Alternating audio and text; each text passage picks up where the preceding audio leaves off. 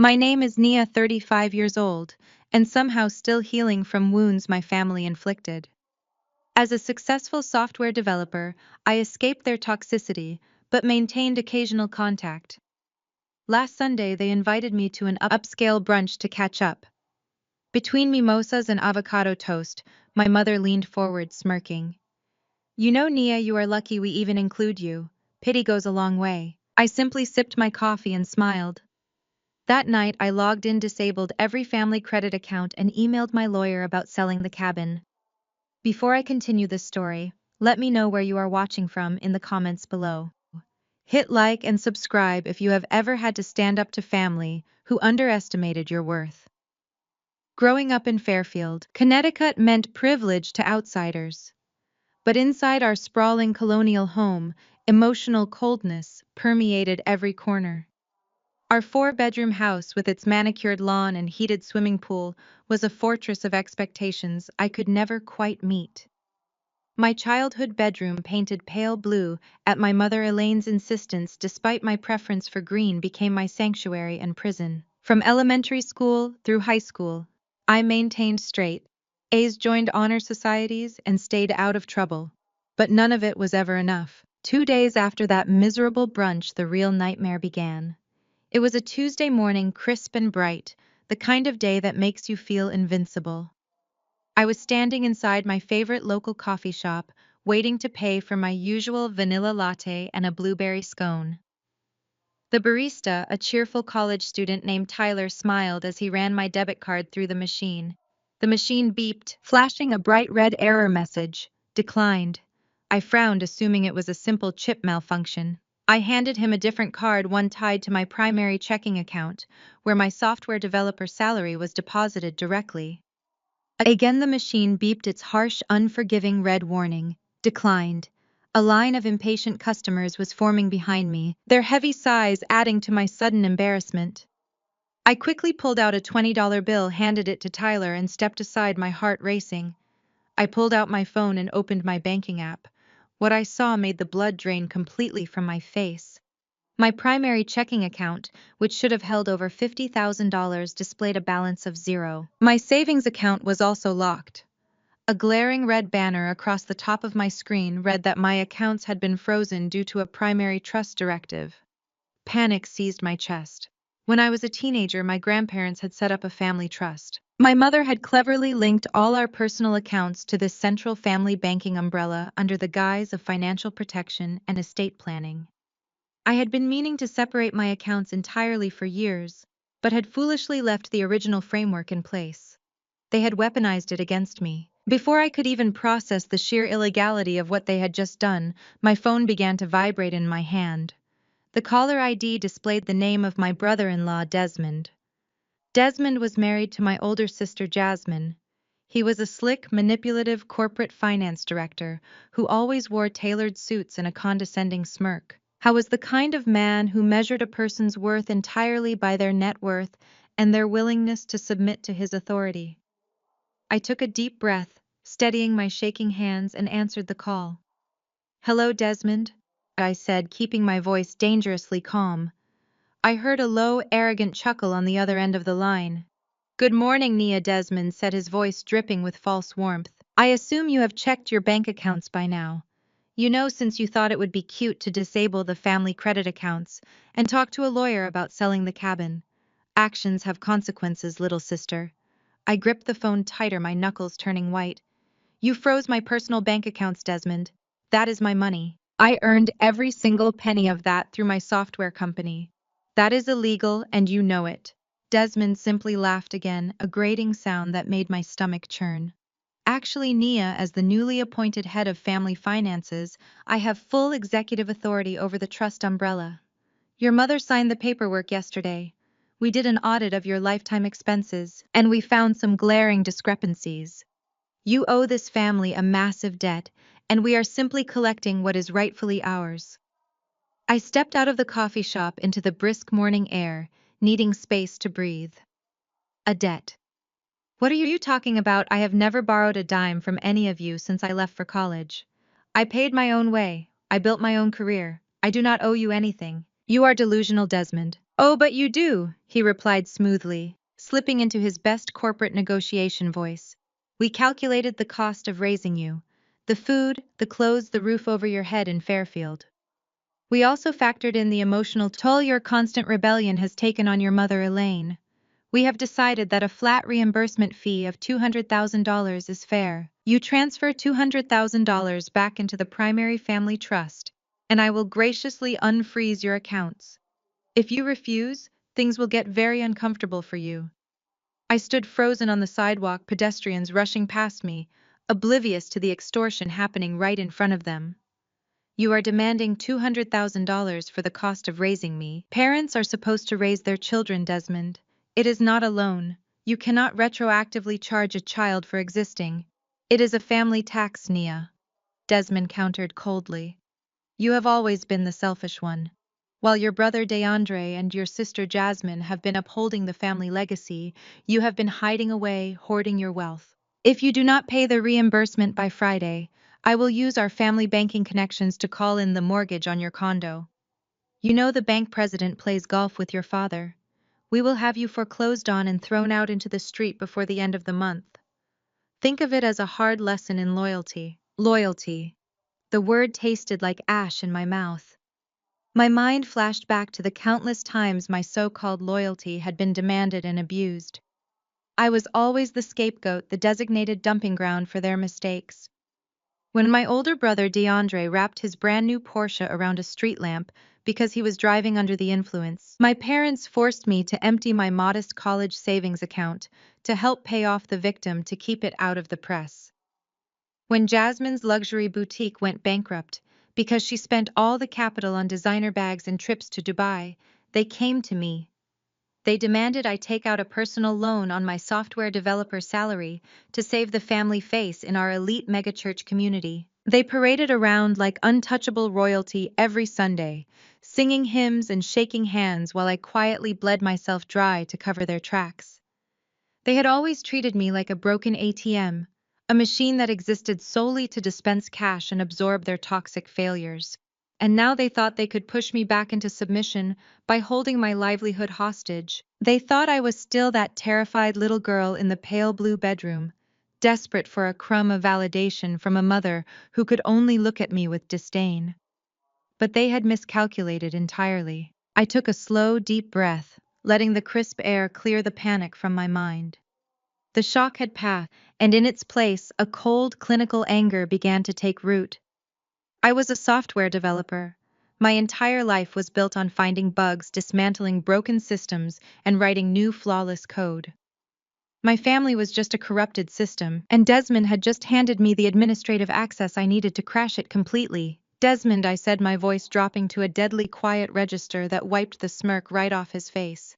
"You can keep the accounts frozen. You can try to call in the favor with the bank president. But let me make one thing perfectly clear to you. I will not give you a single red cent. You and my mother have finally crossed a line you cannot uncross. Enjoy the power trip while it lasts, because by the time I am finished with you, there will be no family legacy left to protect." Before he could utter another arrogant word, I ended the call. I lowered my phone, stared at the dark screen, and squared my shoulders. The war had officially begun today. I returned to my condo, the crisp air doing little to cool the fire in my veins. My sanctuary was a modest unit, purchased with clean money from my software contracts. The threat of foreclosure hovered in my mind, a toxic script executing a countdown, but I refused to let Desmond win. I walked into my living room, my eyes catching on the object that did not match my minimalist aesthetic. Resting against the wall was a heavy wooden frame encasing a faded painting of yellow daisies. It was the only item I inherited from my late grandmother Beatrice. She had been a self-made titan, yet when the lawyer handed me this tacky piece, my family howled with laughter. I kept it simply because she loved it. Suddenly, the blare of a horn pierced the quiet. I walked to the window. Parked illegally across my driveway, crushing my manicured flower bed, was a jet-black Maybach. Out stepped my older sister Jasmine. Dressed in head-to-toe Chanel, she marched up my walkway with the terrifying entitlement of a woman who believed the world existed to cater to her whims. Jasmine pounded her fist against my door. I pulled it open, blocking her path. She did not wait for an invitation. She pushed past me, her heavy perfume dominating my clean apartment, and strutted into my kitchen.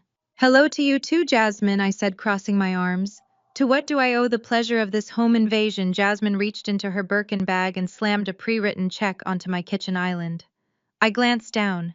It was a check made out to me for exactly $5,000. "I am here to do you a favor," Nia, Jasmine sneered. "Desmond told me about your temper tantrum this morning. You are broke, your accounts are frozen, and you are about to lose this pathetic shoebox. Consider this check an act of charity from your loving sister. $5,000.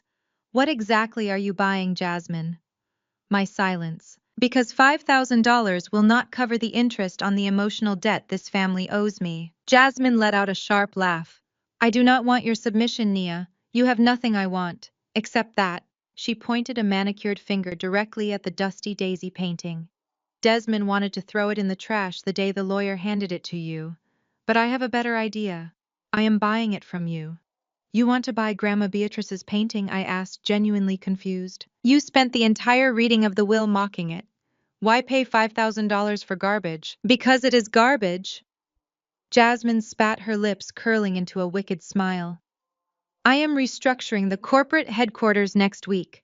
I want to take that hideous canvas, rip it out of its frame, and place it on the floor in the main lobby. I want to use it as a literal doormat. Every morning when my executives walk into the building, they can wipe the mud off their shoes on Grandma's precious daisies. It will serve as a permanent reminder to everyone of what failure looks like. A reminder of you, Nia. A reminder of the weak branch of this family that we finally pruned away." The sheer malice in her voice was breathtaking. She had driven here simply to humiliate me and defile the only memory I had of our grandmother. But as I stood there looking at Jasmine's arrogant stance, the developer inside my brain began running a diagnostic check. I looked at her designer clothes, the expensive car idling outside, and the check. The math was broken. I picked up the check by the edge and handed it back to her. "Keep your money, Jasmine. You are going to need it a lot more than I do."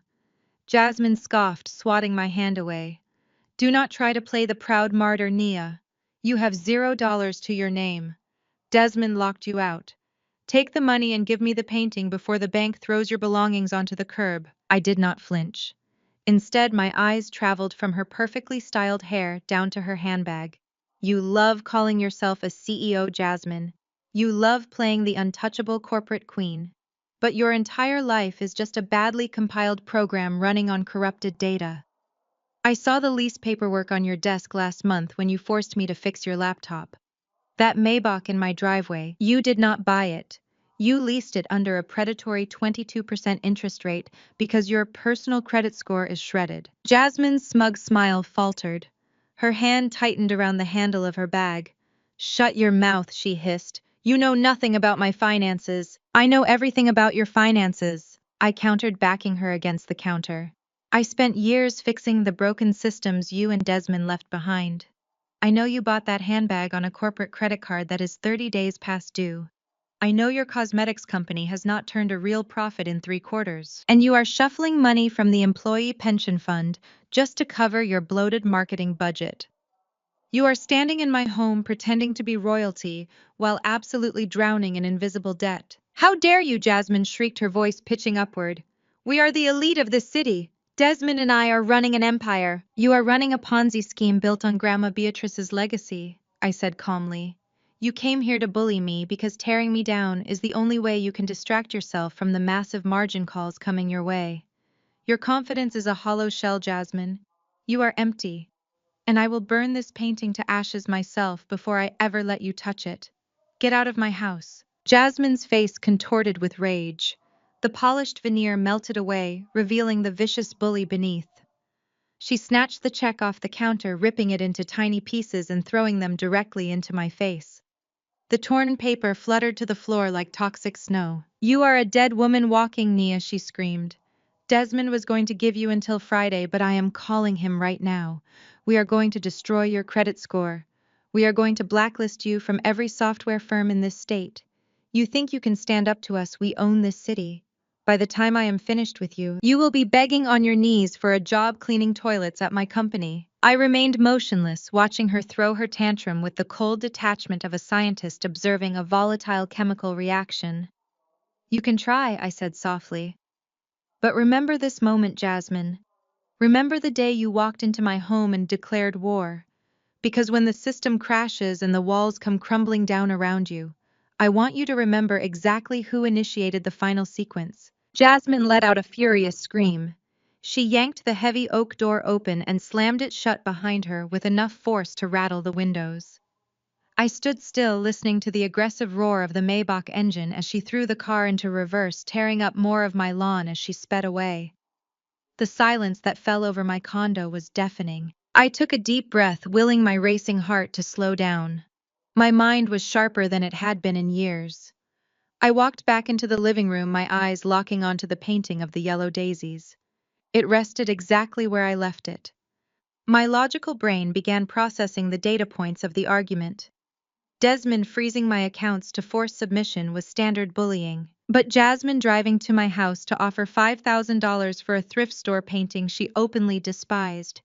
That was an anomaly. That was an erratic string of code that did not fit the pattern. Jasmine did not care about humiliating me with a doormat. She wanted this specific painting.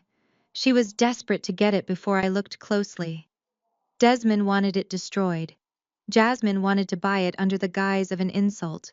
The family that evaluated everything strictly by its monetary worth was suddenly obsessed with a piece of garbage. I knelt on the hardwood floor in front of the heavy wooden frame. I reached out, running my fingertips over the faded canvas and ornate molding. There was no signature on the front, no signs of value. But Grandmother Beatrice was a genius, a woman who never did anything without a reason. She left the million-dollar assets to the greedy wolves, but deliberately ensured this dusty eyesore was handed directly to me. I gently turned the painting around. It was sealed with brittle brown paper. They were not trying to buy a doormat. They were buying a secret. I grabbed a knife, knowing they were terrified. My fingers gripped the handle of the chef's knife tightly. The stainless steel gleamed under the harsh overhead lights of my kitchen. I hovered the sharp tip just millimeters above the brittle brown paper backing of the frame. My heart hammered against my ribs. I wanted to slice it open. I wanted to tear away the decades of dust and uncover whatever truth had driven my sister to pure panic. But my training as a software developer kicked in. You do not recklessly pry open a black box without knowing the underlying architecture. One wrong move with a clumsy kitchen knife could permanently corrupt the data inside. If Grandmother Beatrice had hidden something valuable enough to make Desmond and Jasmine lose their minds, I could not risk destroying it with a jagged blade. I slowly exhaled and set the knife down on the granite counter. I carried the heavy wooden frame into my dining room and laid it flat on the table face down. I spent the entire next day pacing the floors of my condo. My phone buzzed relentlessly with aggressive text messages from Desmond, threatening legal ruin, foreclosure, and complete financial destruction. I ignored every single one. I muted my notifications, drank far too much black coffee, and stared at the brown paper backing of that painting. I researched the frame type, the canvas material, and the history of hidden compartments. The hours blurred together in a haze of caffeine and paranoia.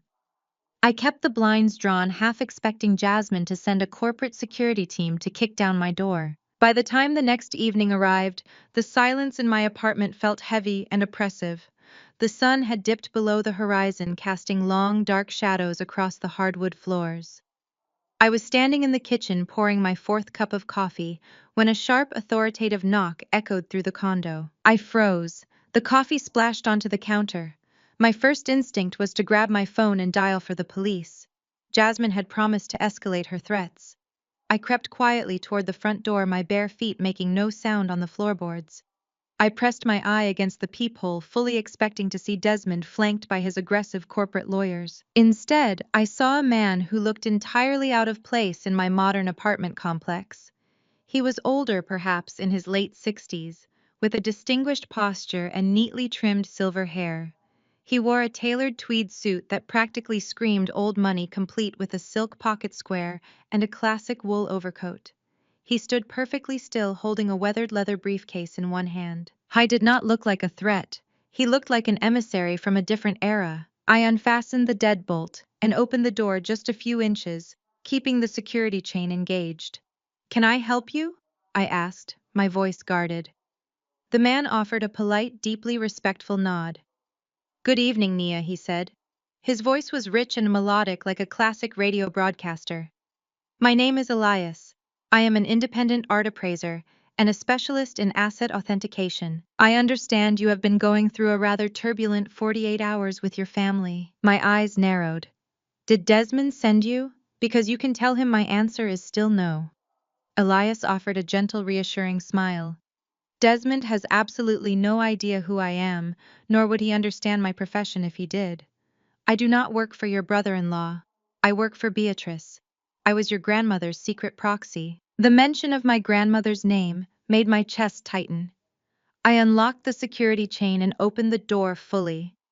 Elias stepped inside, wiping his shoes meticulously on the welcome mat. He carried an air of absolute calm that instantly neutralized the frantic energy in my apartment.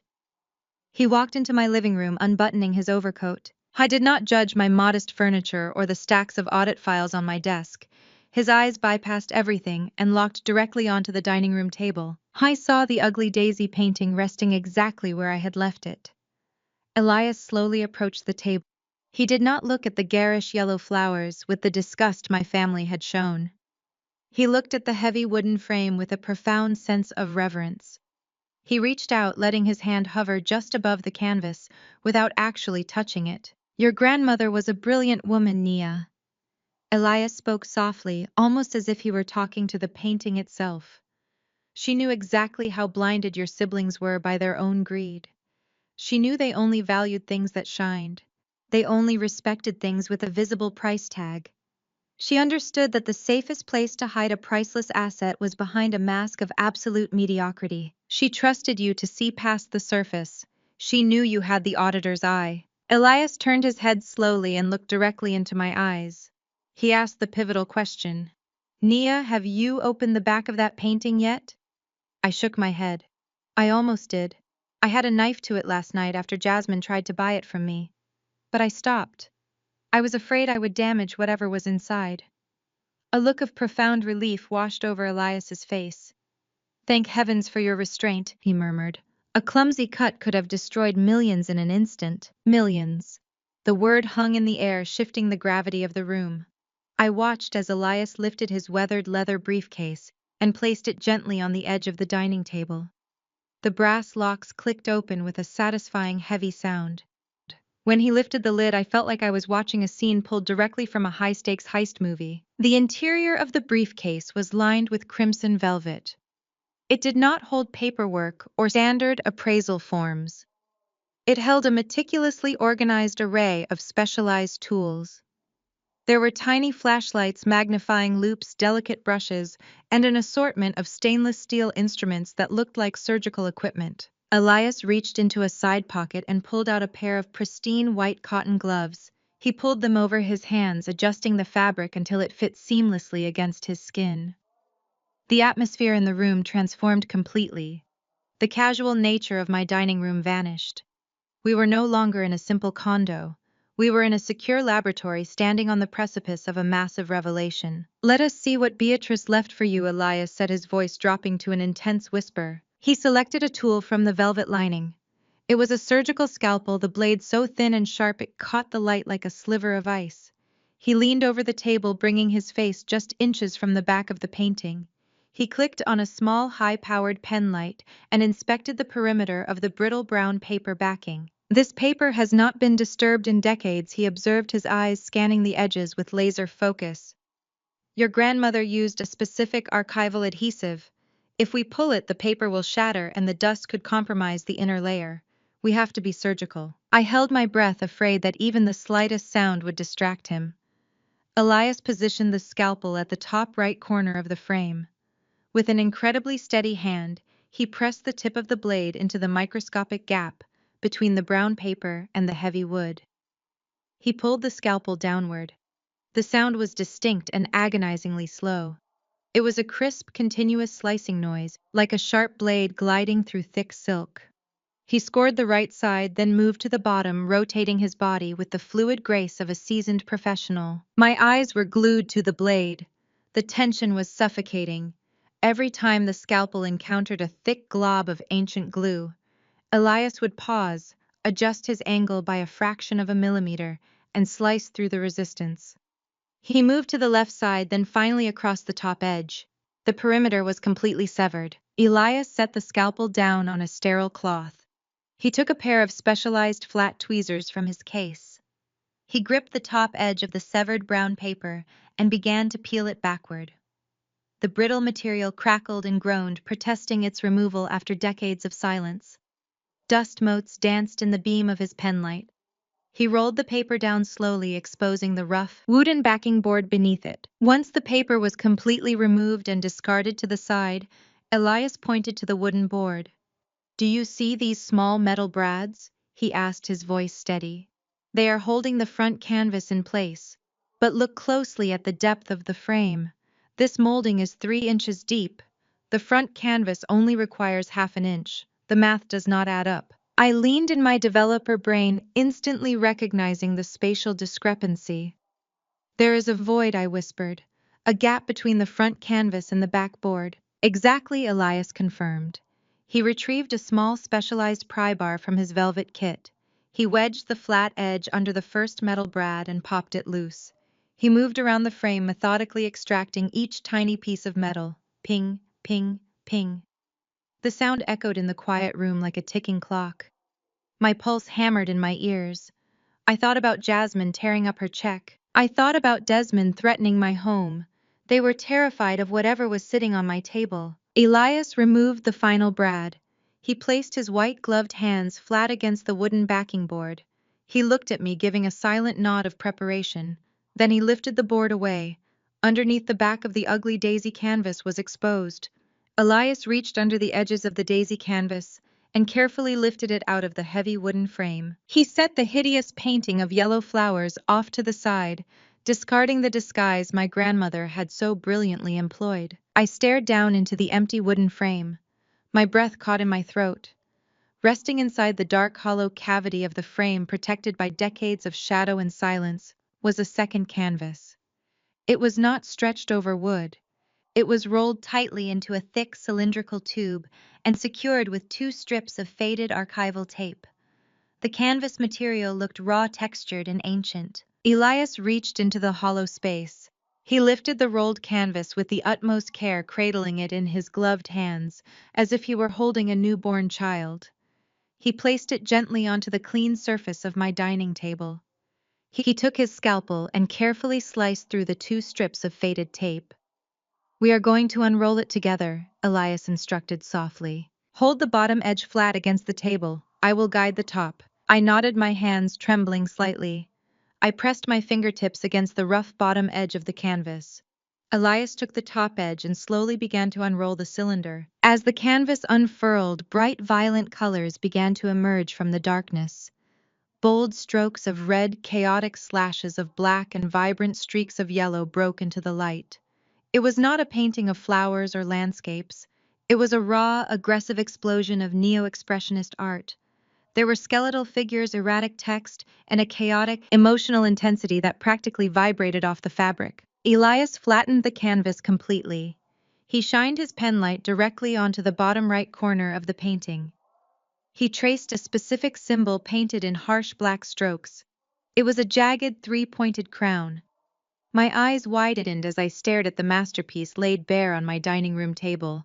The ugly daisy painting had just been the armor. What lay beneath it was about to change the trajectory of my entire life. Jean-Michel Basquiat. Elias breathed, his voice carrying a weight of absolute certainty. "This is an original, undocumented Basquiat." I stared at the canvas, trying to comprehend what he was saying. Even outside the elite circles of fine art collectors, everyone knew the name. Basquiat was a pioneer of neo-expressionism, a man who took the raw, chaotic energy of street art and forced the pristine, exclusionary gallery world to pay attention. But seeing one sitting on my dining room table, hidden behind a thrift store painting of yellow daisies, defied all logic. How did my grandmother get this? I asked, my voice trembling slightly as I looked at the violent slashes of color. Elias stepped back, keeping a respectful distance from the fabric. Beatrice purchased this directly from Jean-Michel in the early 1980s, long before the world truly recognized his genius. She was just starting to build her cosmetics empire, traveling to New York City to pitch her products to independent boutiques in Lower Manhattan. They crossed paths in a studio downtown. Two brilliant, ambitious black creators trying to break into industries that were structurally designed to keep them out. She bought this piece out of the back of his studio for a few $1,000s. It was a massive sum of money for her at the time, a huge financial risk. But she saw his fire because she carried that exact same fire inside herself. I looked down at the painting, seeing it through a completely different lens. It was not just a valuable asset to be liquidated. It was a testament to my grandmother's vision and her willingness to bet on underdogs. The canvas was alive with frantic electric energy. Harsh blocks of primary colors clashed against stark, jagged black outlines. A central figure, anatomical and exposed like an X-ray, seemed to leap off the fabric, surrounded by crossed-out words and cryptic anatomical symbols.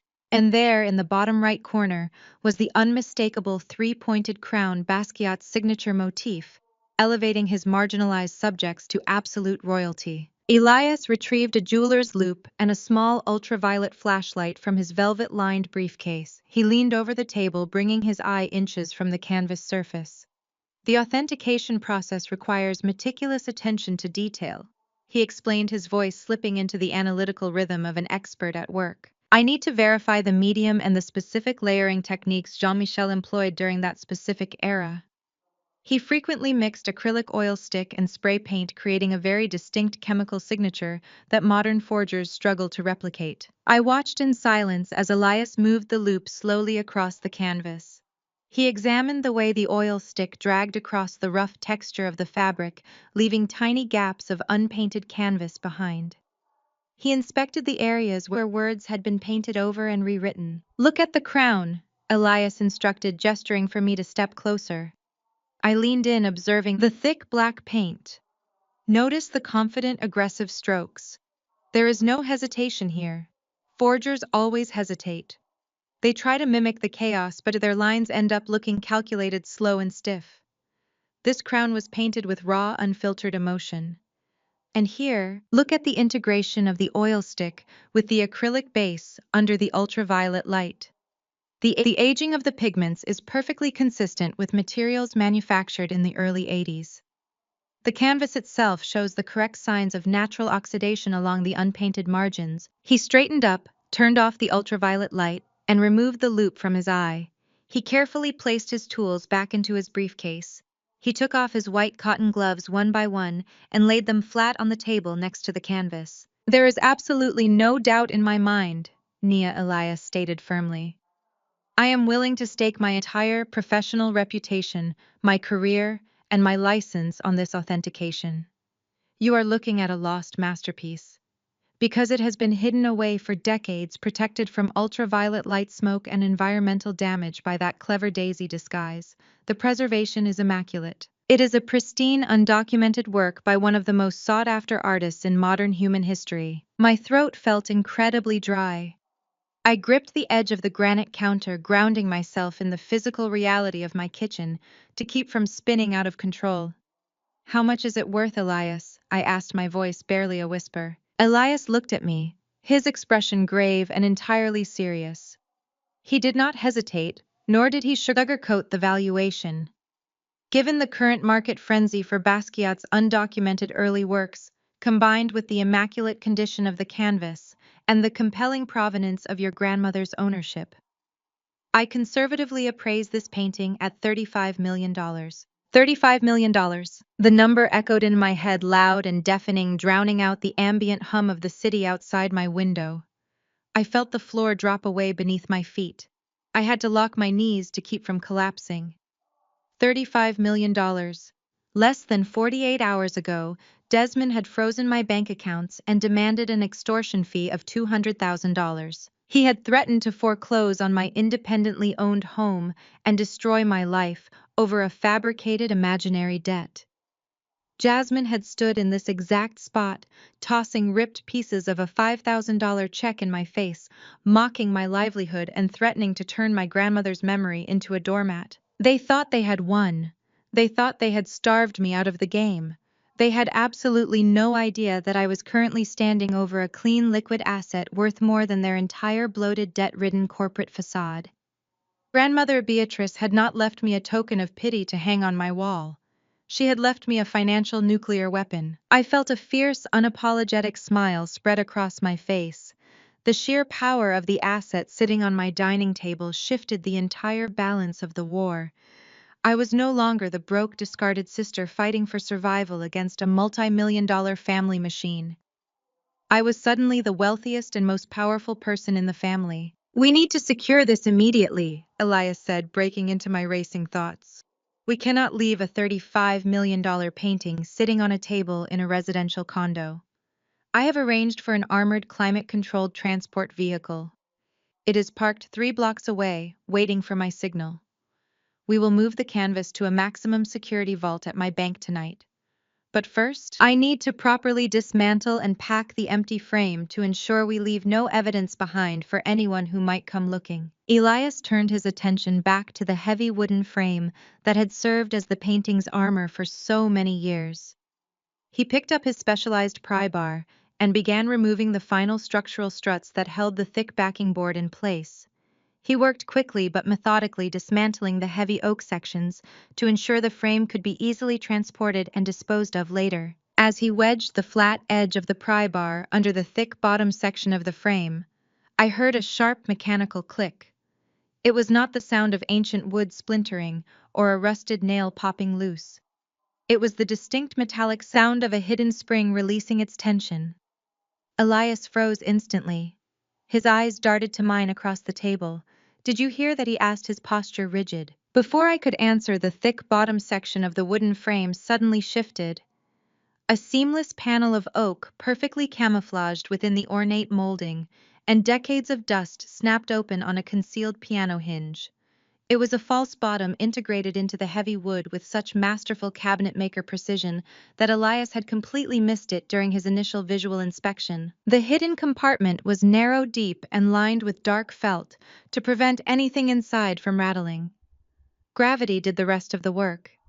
2 items slid out from the concealed cavity and dropped heavily onto the clean surface of my dining table with a solid thud. The first item was a thick metallic USB flash drive. As a software developer, my eyes zeroed in on it immediately. It was not a standard cheap plastic drive you could buy at an electronics store. It was encased in heavy brushed titanium. It featured a biometric thumbprint scanner and a small digital alphanumeric keypad for password entry along its spine. It looked like a piece of military-grade hardware, specifically designed with hardware-level AES 256-bit encryption to protect incredibly sensitive, highly classified data. The second item was a thick cream-colored envelope. The paper was high-quality, heavy, and textured. The envelope was sealed with dark red wax pressed deeply with the official crest of Grandmother Beatrice's cosmetics empire. Written across the front of the envelope in Beatrice's elegant, unmistakable cursive handwriting were 2 words: "For Nia." I stared at the envelope, my heart hammering a frantic rhythm against my ribs. The discovery of the $35 million painting was suddenly eclipsed by the sheer terrifying mystery of what lay on the table before me. My grandmother had orchestrated this entire sequence of events with ruthless precision. She had hidden a fortune behind a hideous painting, knowing my arrogant siblings would reject it without a second thought. She had instructed Elias to find me exactly when I needed him. And she had built a hidden compartment into the frame concealing a high-security data drive and a personal letter addressed specifically to me. Elias stepped back from the table, removing his hands from the frame and giving me space. He gestured respectfully toward the envelope. "I believe that belongs to you, Nia," he said quietly. I reached out with shaking hands and picked up the envelope. The paper felt heavy, carrying the weight of my grandmother's final words and whatever secrets she had taken to the grave. I ran my thumb over the red wax seal, tracing the familiar ridges of the family crest. Beatrice had always been 10 steps ahead of everyone else in the room. Even from the grave, she was still directing the play. I broke the wax seal. The crisp snap of the wax echoed loudly in the silent room. I pulled out several pages of thick stationery covered edge to edge in her flowing handwriting. I unfolded the letter, took a deep breath, and began to read my grandmother's final confession. My dearest Nia, I read aloud, my voice steadying as the familiarity of her sharp, commanding tone washed over me. The heavy parchment paper smelled faintly of her signature lavender perfume, a ghost lingering in my dining room. If you are reading this, it means you possess the patience and the intellect to look past the surface. I always knew you were the only one who inherited my true sight. I paused, glancing up at Elias. He stood perfectly still, his hands folded neatly in front of his tailored tweed suit, giving me the silent space to absorb the monumental weight of the moment. I looked back down at the elegant flowing cursive. For years I sat at the head of the dining table and watched your siblings and your parents parade around in their least designer clothes. I listened to their sanctimonious speeches every Sunday at church, watching them perform their fake piety for the congregation. They thought I was just a blind, fading old woman. They thought their bright smiles and their sycophantic praises hid their rotting, greedy cores. They were wrong. I saw everything. I saw how they treated you, Nia. I saw them use your brilliant mind and your generous spirit as a dumping ground for their own spectacular failures. I watched them bleed your bank accounts to save their manufactured reputations. And I decided it was time to let them choke on their own vanity. A tight, breathless feeling expanded in my chest. Beatrice had known.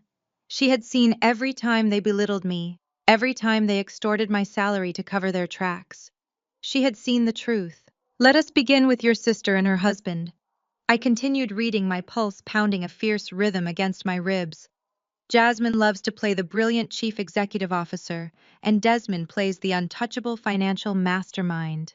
They thought they were being incredibly clever, but I built that cosmetics company from a single mixing bowl in a cramped kitchen. I know every ledger, every margin, and every vendor.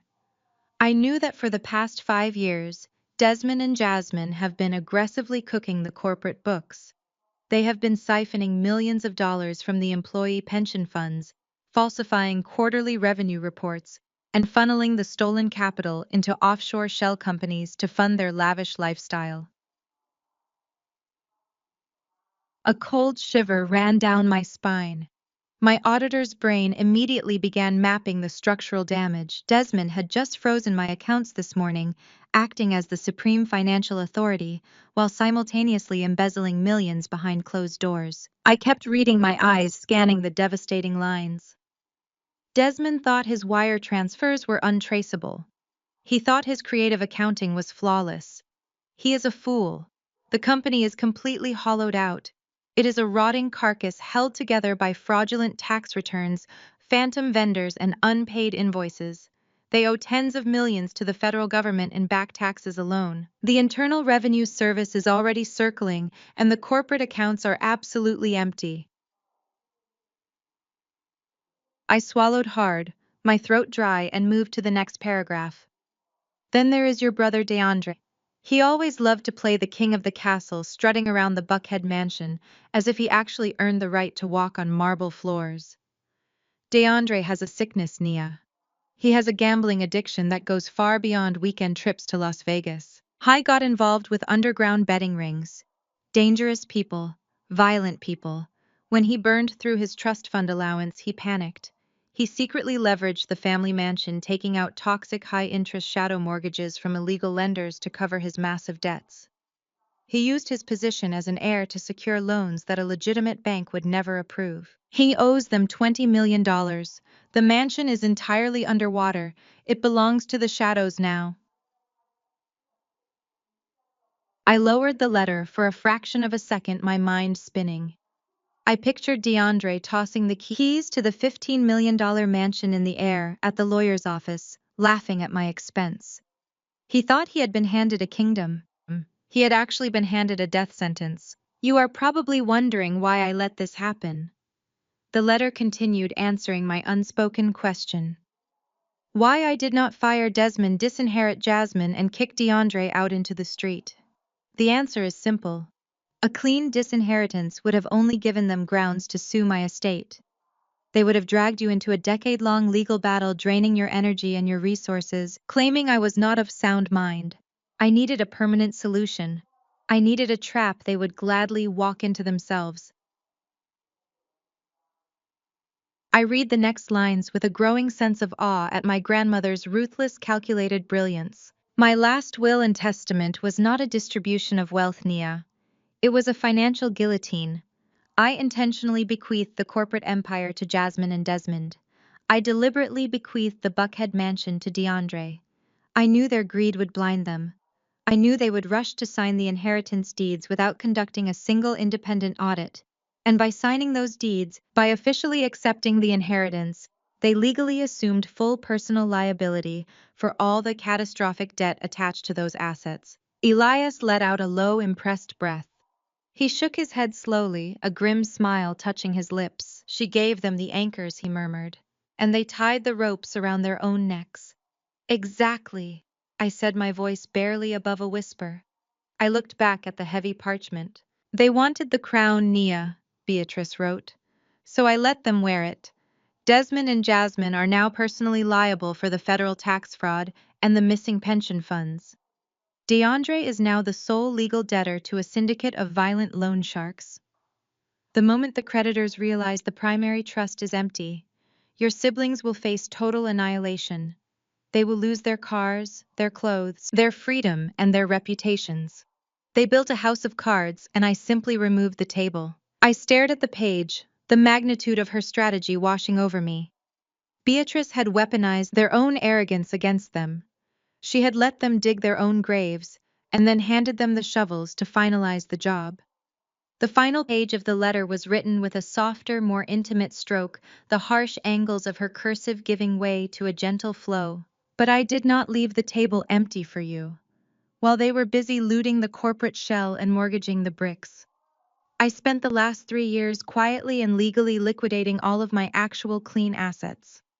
The real estate portfolios, the private stock options, the original patents. I converted over $100 million into clean, untraceable liquidity. I hid it all inside an anonymous offshore trust far beyond the reach of American tax liens or family probate courts. I stopped reading. My lungs forgot how to process air. $100 million.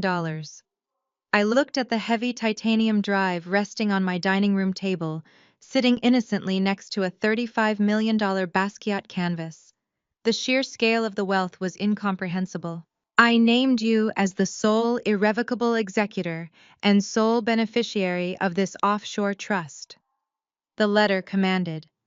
You are the only one with the intelligence, the integrity, and the strength to handle it. The heavy titanium drive sitting on your table holds everything you need. It contains the encrypted access keys and routing numbers to the offshore accounts. It contains the official, legally binding deed of ownership and authentication provenance for the Basquiat canvas. And most importantly, it contains my master ledger. I ran my fingers over the brushed metal of the USB drive, feeling the cold biometric thumbprint scanner. I spent 5 years quietly duplicating Desmond's hard drives, Beatrice revealed. I possess every fake invoice, every illegal wire transfer, and every piece of communication, proving his corporate embezzlement and tax fraud. I mapped the entire network of DeAndre's shadow mortgages. It is a bulletproof forensic dossier. It is the absolute truth backed by irrefutable data. The letter concluded with a final powerful directive, a battle cry passed from one generation to the next. They will come for you, Nia. When the bank accounts freeze and the creditors start calling, they will panic. They will try to tear you down because you are the only one left standing. Do not let them. Do not offer them mercy, because they never offered you any. Blood is just biology. Loyalty is a choice. They chose greed. Use the ledger. Use the art. Build your own empire, and let their rotting kingdom collapse into the dust. I love you, my brilliant girl. Take what is yours. I carefully folded the heavy parchment and set it down next to the titanium drive. The silence in the condo was absolute, broken only by the steady rhythmic ticking of the wall clock. I looked up at Elias. The distinguished appraiser was watching me with an expression of quiet respect. She left me everything I whispered, the reality finally anchoring itself in my bones. The money, the art, the proof. Elias nodded, gesturing toward the drive. She gave you the ultimate leverage, Nia. You hold the keys to a fortune, and you hold the evidence of their crimes. You are now the architect of this family's fate. I reached out and picked up the titanium drive. It felt incredibly heavy, a dense block of raw power resting in the palm of my hand. I thought about Desmond freezing my meager checking account this morning, acting like a god over my finances. I thought about Jasmine tearing up her $5,000 check on my floor, vowing to destroy my credit score. They had no idea they were already dead. They were just waiting for the system to process the fatal error. I booted up my secure auditor laptop. It was time to decrypt the ledger. It was time to map the destruction. I plugged the heavy titanium drive into the encrypted port of my primary forensic workstation. My dining room table had quickly transformed from an art appraisal space into a digital war room. Elias stood quietly by the window, keeping a respectful distance while standing guard over the rolled Basquiat canvas. I powered up my secondary and tertiary monitors, bathing the room in the harsh, blue glow of high-definition screens. The titanium drive did not auto-mount like a standard storage device. It required a physical handshake. I pressed my thumb against the biometric scanner embedded in the brushed metal casing. A tiny LED indicator flashed from red to amber, signaling the first gate was open. Next came the alphanumeric keypad along the spine. Grandmother Beatrice had not explicitly stated the password in her letter, but a brilliant woman who orchestrated a flawless trap would not leave the final key to chance. I thought about the painting. I thought about the artist. I typed in the year. Beatrice purchased the painting, followed by the specific catalog number of the piece, and finally the word crown. The LED indicator flashed green. The drive mounted to my desktop with a soft chime. I initiated my custom forensic parsing software, a proprietary program. I had coded myself to hunt down anomalies in massive corporate data dumps. The software interface launched, ready to ingest whatever Beatrice had compiled. I selected the master directory on the titanium drive and hit execute. The raw data did not just trickle onto my screens, it erupted. Thousands of compressed files, encrypted bank statements, offshore routing numbers, and hidden server logs cascaded across my 3 monitors in a rapid-fire sequence of code. The sheer volume of information was staggering, but Beatrice had organized it with the clinical precision of a master architect. She had categorized the data into 3 distinct, heavily encrypted directories. The first was labeled corporate. The second was labeled real estate. The third, sitting isolated at the bottom of the directory tree, was simply labeled the trust. I dragged the corporate folder into my parsing engine. It was time to look at the cosmetics empire Jasmine and Desmond had been so desperate to steal. My software began compiling the disparate ledgers into a massive interconnected visual web. On my left monitor, the official public-facing books of the cosmetics company, rendered as a neat, orderly column of green revenue streams. On my center monitor, the hidden secondary ledger that Beatrice had painstakingly duplicated from Desmond's hard drive began to overlay the public data. The visual translation of the fraud was breathtaking. Red lines representing illicit wire transfers shot across the screen like arterial bleeding. Desmond had set up a complex labyrinth of shell companies stationed in jurisdictions with extremely loose financial oversight. He was taking legitimate revenue, routing it through these phantom vendors as bogus consulting fees, and funneling the clean cash directly into their personal offshore accounts. He had built an automated pipeline of theft, but that was just the beginning of the structural rot. I ran a cross-reference query against the employee pension fund allocations. The progress bar loaded, and then the screen flashed with a critical error warning in bright yellow. The pension funds were not just mismanaged, they were completely hollowed out. Jasmine had been using the retirement savings of their own employees to artificially inflate the marketing budget, masking the company's plummeting sales figures with aggressive, flashy ad campaigns. She was burning the future to paint a pretty picture of the present. I initiated a final diagnostic scan, compiling the total tax liability created by 5 years of aggressive, undocumented embezzlement. The algorithm crunched the numbers, factoring in compound interest penalties and federal evasion fines. When the final sum rendered on the screen in stark bold text, I actually felt a chill radiate through my arms.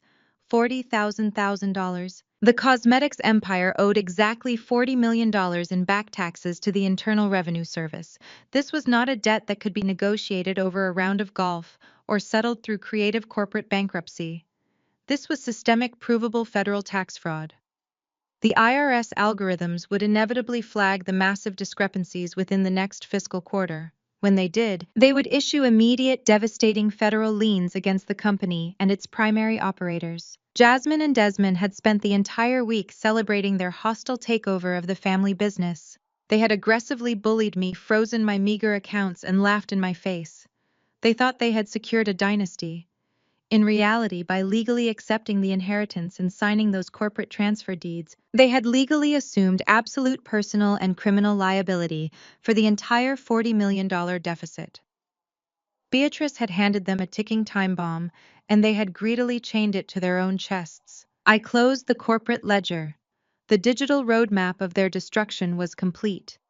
I took a deep breath, steadying my racing heart, and dragged the second folder labeled Real Estate into the parsing engine. It was time to look at DeAndre. My brother had always carried himself like untouchable royalty. He inherited the massive Buckhead mansion, a sprawling $15 million estate of marble and glass. He had spent the reading of the will gloating, already planning lavish parties, and mocking my complete lack of real estate assets. He loved the illusion of absolute power. The parsing engine ingested the data. A three-dimensional visual map of the mansion's financial structure rendered on my right monitor. To the public eye, the property was owned free and clear, a fully paid asset transferred seamlessly to DeAndre.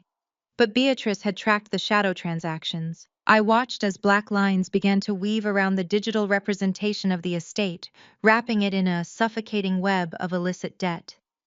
DeAndre's gambling addiction had driven him far past the velvet ropes of high-stakes casinos. He had become deeply entangled with an underground syndicate. When his losses mounted, he had secretly leveraged the family mansion, bypassing legitimate financial institutions entirely. He had signed toxic, predatory shadow mortgages with violent, unregulated lenders. The interest rates were astronomical, engineered with compounding penalties designed to ensure the principal could never actually be repaid. I traced the digital paper trail, following the money from the underground lenders directly to offshore betting accounts. The total outstanding balance flashed on my screen in a harsh, glaring font: 20,000. The mansion was collateral for $20 million in illegal mob loans. The moment DeAndre signed the inheritance papers, he became the sole legal owner of the property, which meant he was now the sole undisputed debtor to a syndicate of ruthless predators. They did not send strongly worded letters from corporate lawyers. They did not care about credit scores. They sent enforcers. DeAndre was currently sleeping in a $15 million glass house that he did not actually own, completely oblivious to the fact that the actual owners were about to come collecting a $20 million blood debt. Beatrice had not just disinherited them. She had engineered their absolute ruin. She had used their own boundless greed as the executioner. They had fought so hard to push me out of the inner circle, viewing me as weak because I preferred quiet logic over loud performative wealth. They had frozen me out to protect their stolen crowns, never realizing the crowns were forged from toxic waste. They were dead, and they just did not know it yet. I sat back in my chair. The harsh light of the monitors illuminated the dark corners of my condo. The financial autopsy was complete. The cosmetics empire was a federal crime scene. The family mansion was mob collateral. My siblings were financially radioactive. I looked at the third and final folder resting on my desktop: the trust. My hands were perfectly steady now. The fear and panic that had plagued me for the past 48 hours were completely gone, replaced by a cold, crystalline focus. I dragged the folder into the parsing engine. The decryption sequence required a final secure token from the titanium drive. The software verified the hardware keys and unlocked the directory. A single pristine dashboard appeared on my center monitor. There were no red lines of debt, There were no black webs of illegal loans. There was only a single brilliantly illuminated ledger detailing the clean, offshore accounts Beatrice had meticulously established over the past 3 years. The assets were perfectly diversified: high-yield municipal bonds, secure international commercial real estate holdings, and untouched liquid capital routed through anonymous banking protocols in incredibly secure jurisdictions. The master total sat at the top of the dashboard, glowing in quiet, undisputed power: $100, $1,000, $1,000. It was completely unencumbered. It was untouchable by American tax liens, shielded from probate courts, and entirely invisible to the aggressive lawyers my brother and sister currently employed. The money was clean, and I was the sole irrevocable executor and beneficiary. I turned my head and looked at the dining room table. Elias was still standing guard. The unrolled Basquiat canvas rested under the soft glow of his penlight, an explosion of raw $35 million genius. The physical deed of ownership, fully authenticated and legally binding, sat in the digital vault on my screen, right next to the offshore routing numbers. I had woken up this morning as a discarded sister, a target for extortion, facing the terrifying prospect of losing my modest home to an artificial financial freeze orchestrated by Desmond. Now I sat in the blue light of my workstation, holding a combined liquid and physical asset value of $135 million. I looked back at the screens displaying the impending doom of my siblings on the left and right, alongside my own absolute financial sovereignty in the center. I was no longer the quiet auditor fixing their broken systems from the shadows. I was the executioner. I was the architect. I was the most powerful person in this family. A slow, deliberate smile formed on my face. Desmond and Jasmine wanted to play a game of ruthless corporate warfare. They wanted to use leverage to force my submission. They had declared war without understanding the battlefield. I closed the parsing software and safely ejected the titanium drive, slipping it securely into my pocket. The data was locked. The map was drawn. It was time to let the system crash. Across the city, the illusion of ultimate power was already beginning to shatter. High above the chaotic streets of downtown, Desmond sat frozen behind his massive mahogany desk in the executive suite of the cosmetics headquarters. The panoramic view of the skyline usually fed his ego, but today the expansive glass windows only made him feel terrifyingly exposed. The climate control was set to a crisp 68 degrees, yet a thick bead of sweat rolled down the side of his neck, soaking into the collar of his bespoke Italian shirt. Jasmine paced the length of the office like a caged predator. Her heels clicked sharply against the polished marble floor, echoing the frantic rhythm of Desmond's racing heart. "Transfer the funds." Jasmine snapped, pausing to glare at him. "The marketing department is threatening a walkout. Vendors are putting a hold on the new product line shipments. I need $5 million in the primary operating account by noon, or the entire supply chain collapses. Do your accounting magic and fix it." Desmond did not answer. His eyes were glued to his dual monitors.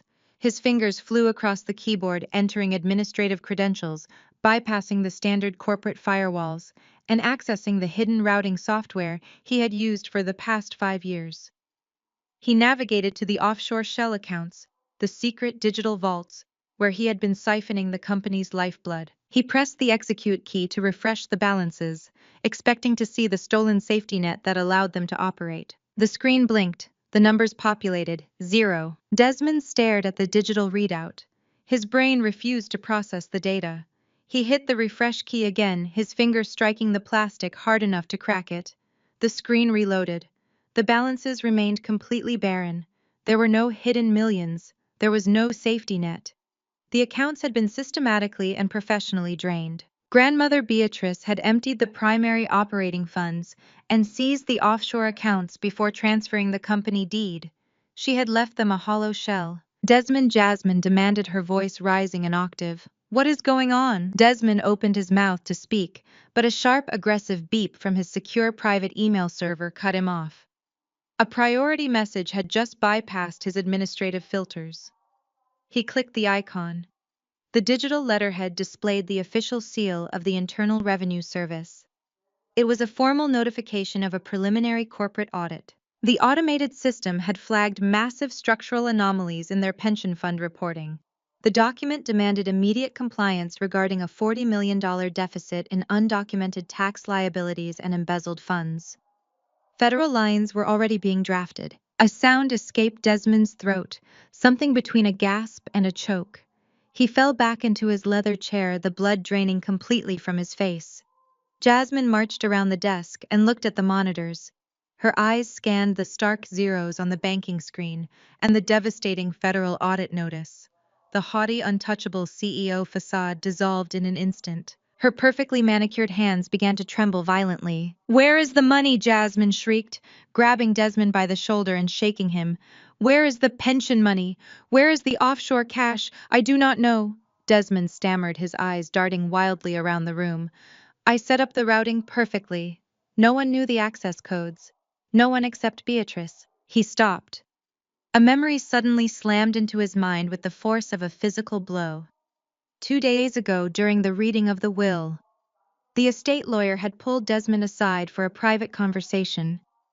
The lawyer had mentioned a discrepancy in Beatrice's final inventory. He had casually noted that a heavily encrypted master drive, a device Beatrice allegedly used to store her most sensitive personal files and financial records, was missing from her safe. The lawyer had assumed it was lost or destroyed. Desmond stood up so fast, his heavy leather chair crashed into the window behind him. "Beatrice," he whispered, the horrifying truth finally connecting.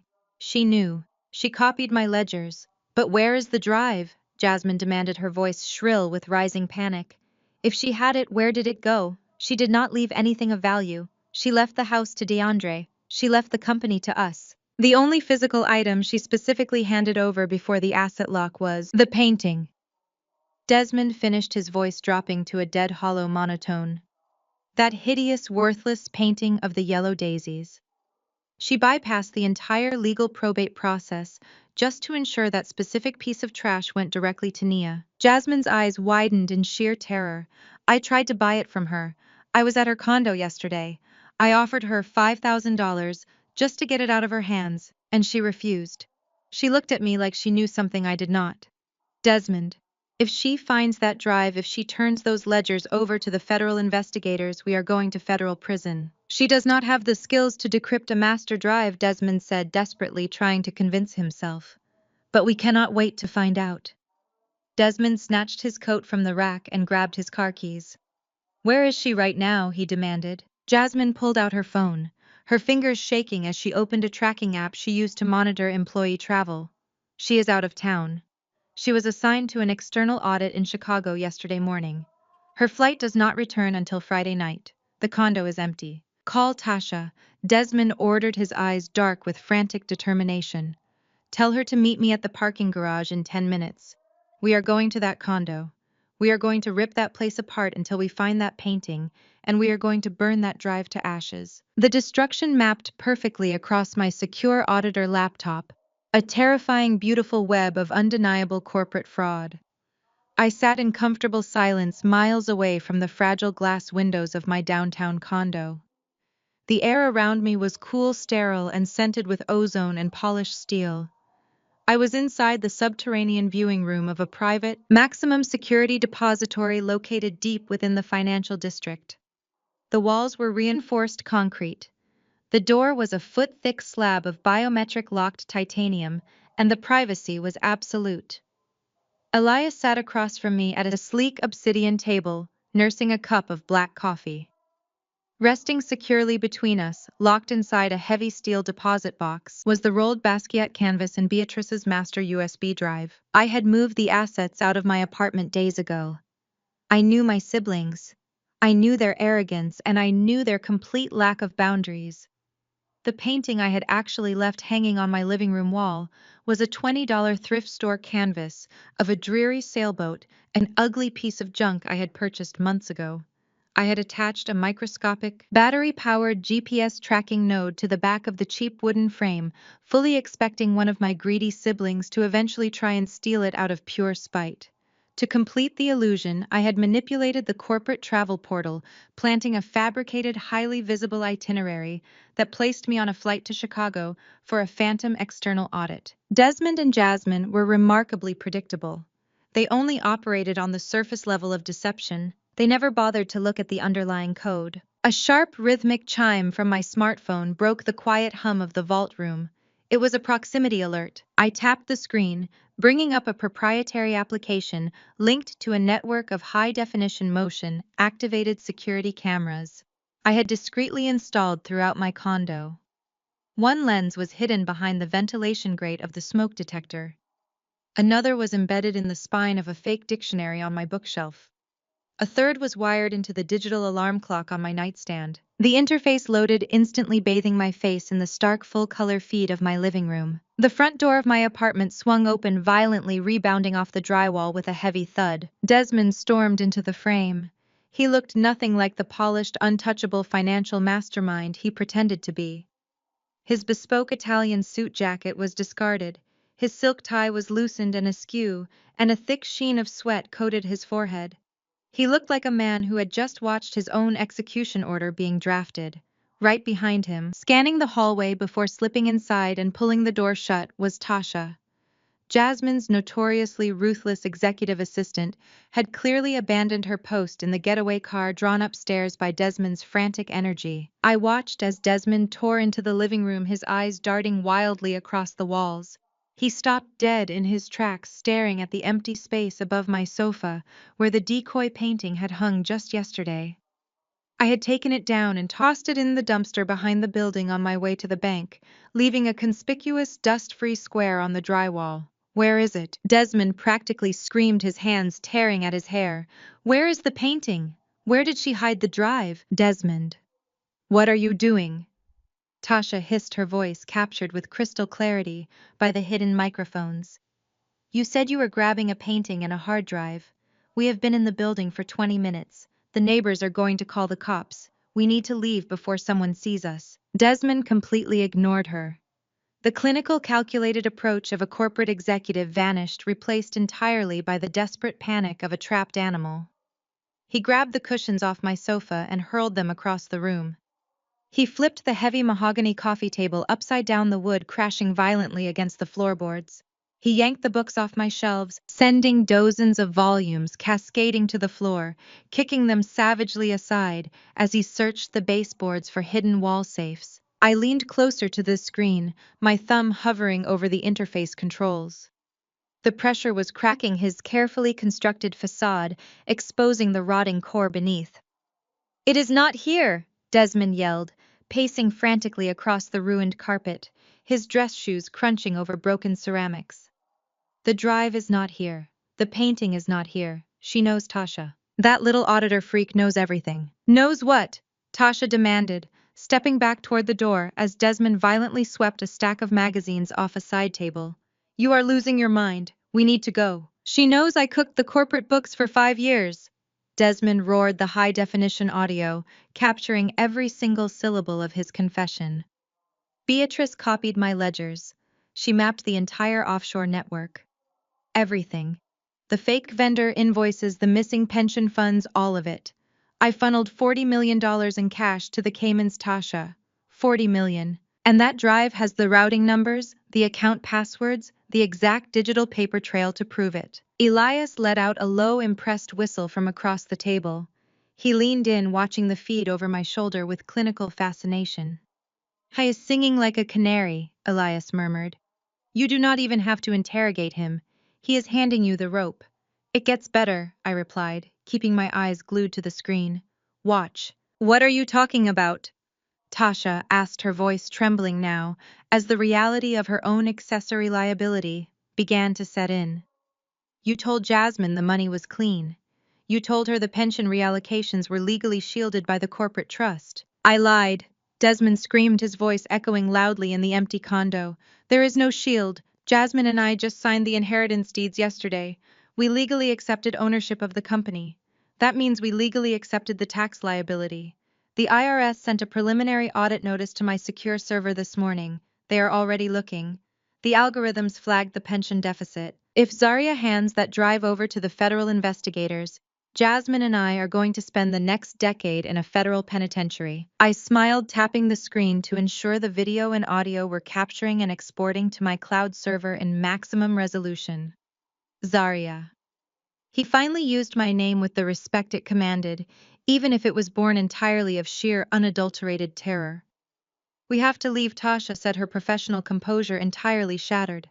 "If the feds are auditing, I am not going down with you for tax fraud. We need to get out of this apartment right now." "I cannot leave without the drive," Desmond yelled, dropping to his knees and ripping open the bottom drawer of my desk, frantically tossing tax returns and utility bills into the air. "If she has it, she controls everything. She owns us. I have to find it." I watched as Tasha turned and bolted out the front door, leaving it wide open in her wake. She abandoned him without a second thought. Desmond was left completely alone in the wreckage of his own making. He scrambled to his feet and ran into my bedroom, continuing to tear my apartment apart. He was a desperate, broken man hunting for a salvation that was sitting safely in a bank vault miles away. Elias leaned back in his chair, folding his arms across his chest. He looked at the screen, then looked at me. So he said quietly, "Do I call the police? A break and destruction of property. They will catch him red-handed with his fingerprints all over your apartment." I shook my head, my eyes never leaving the high-definition feed. "No. Calling the local police for a simple breaking and entering is a complete waste of leverage. Desmond has highly paid corporate defense attorneys on retainer.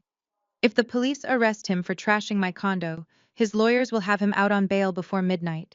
They will plead it down to a misdemeanor, pay a fine for the property damage, and claim he was experiencing an acute mental health crisis due to the stress of our grandmother's passing.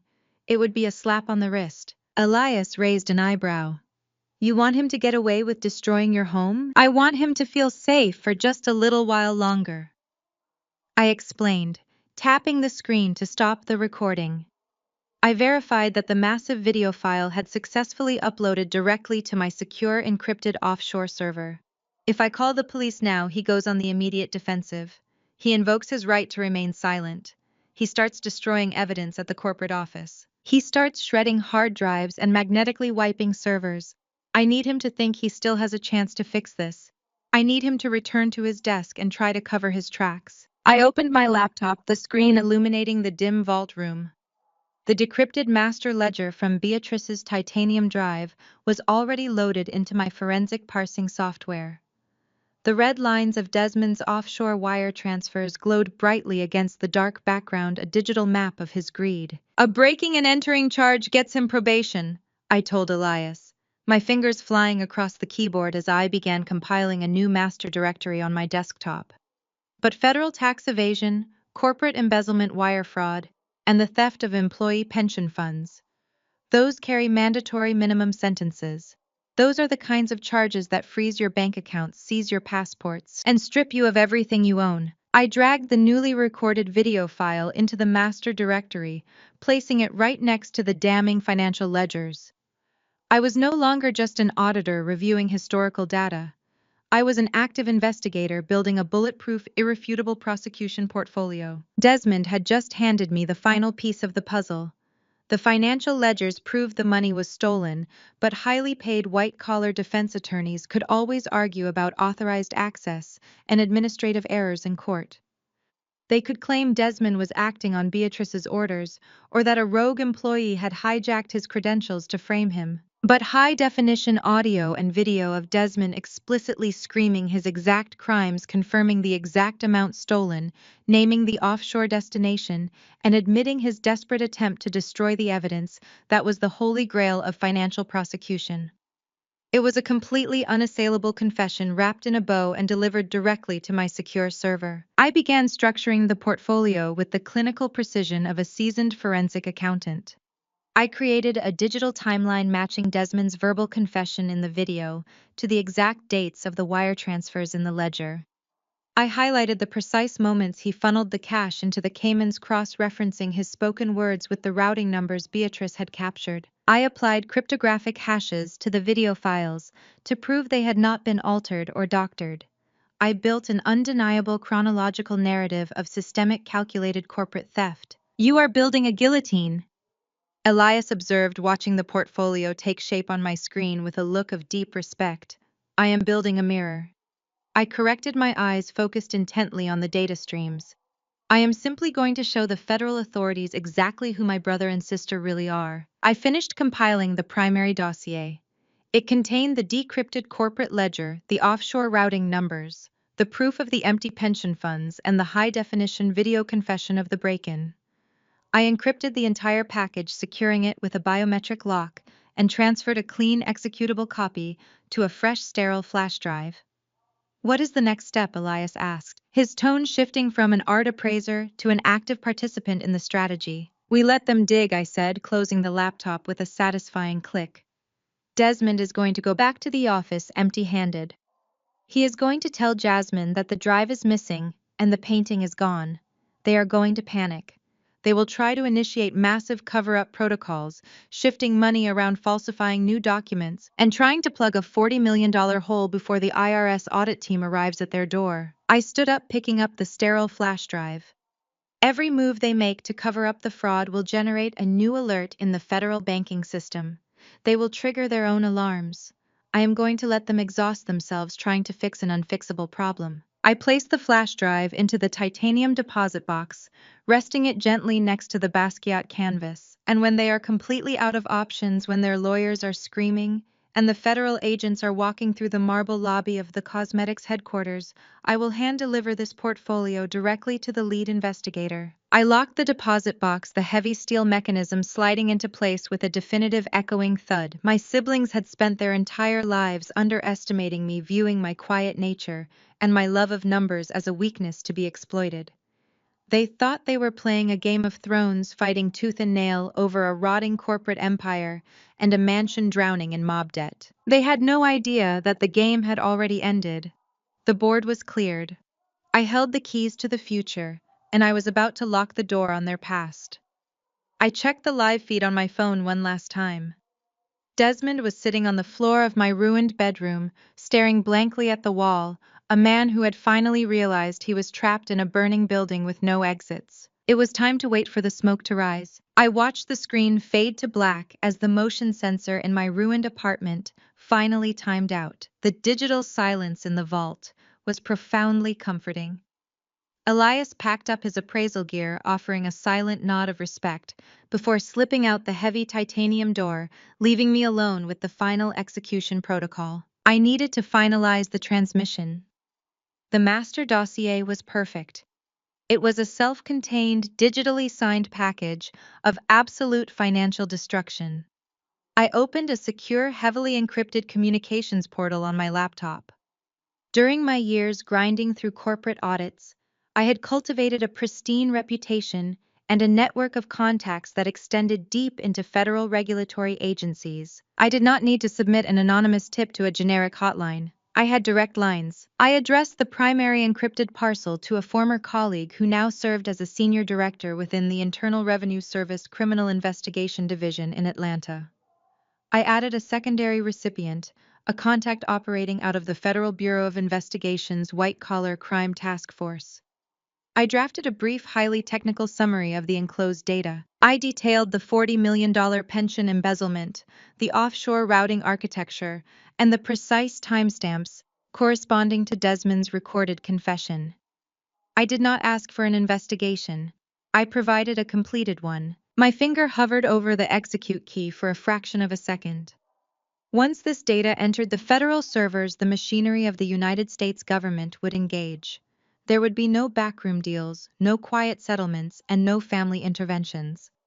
It would be a relentless, unyielding avalanche of subpoenas, asset seizures, and federal indictments. I pressed the key. The progress bar shot across the screen, turning solid green. The transmission was complete. The trap was locked. The federal hounds had been released, and they already had the scent. I spent the next 48 hours operating out of a luxury hotel suite paid for by the offshore trust, watching the digital ripples of my siblings' panic. The silence from my family was deafening. They did not call to check on me. They did not attempt to find me. They were entirely consumed by the rapidly deteriorating illusion of their empire. Then the digital invitation arrived. It was forwarded to my secure email by a sympathetic former colleague who had always despised Jasmine.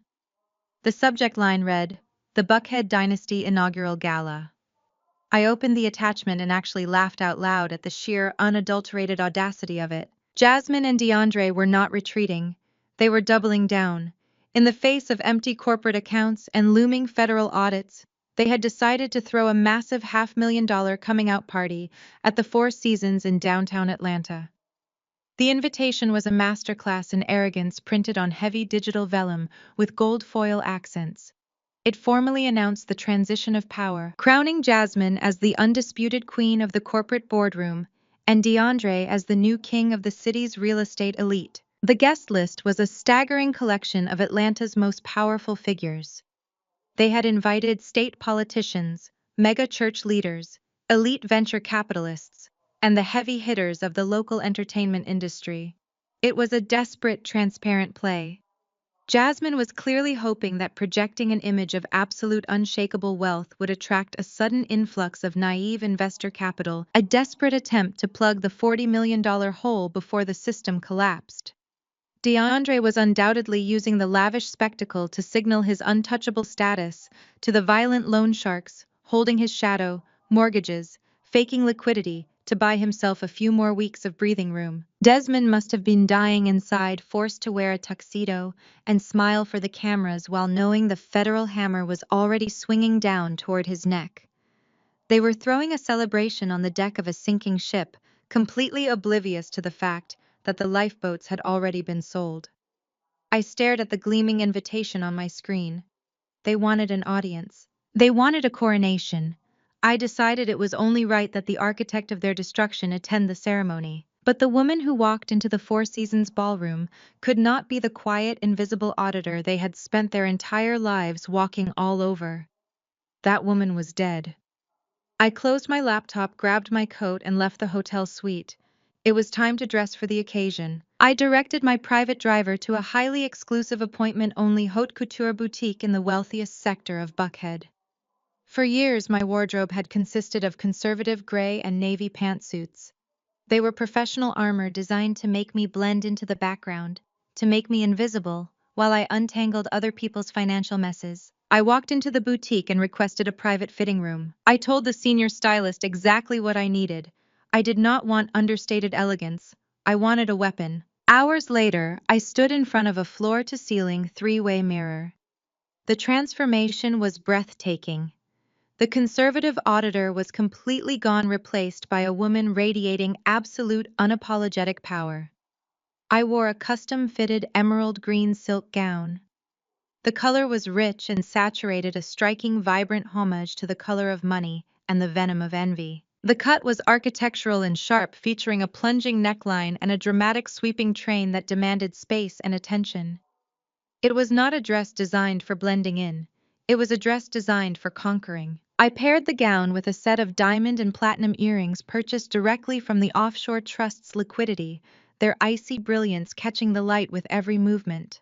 My hair was styled in sleek cascading waves, and my makeup was immaculate, featuring a sharp crimson lip that contrasted perfectly with the emerald silk. I looked like a woman who could buy and sell everyone in the room. Because as of yesterday, I actually could. With the visual transformation complete, I turned my attention to the tactical logistics. A stunning dress was a powerful opening move, but I was preparing for a war, and wars required a ruthless infantry. I called Elias. I needed him to attend the gala as my personal escort.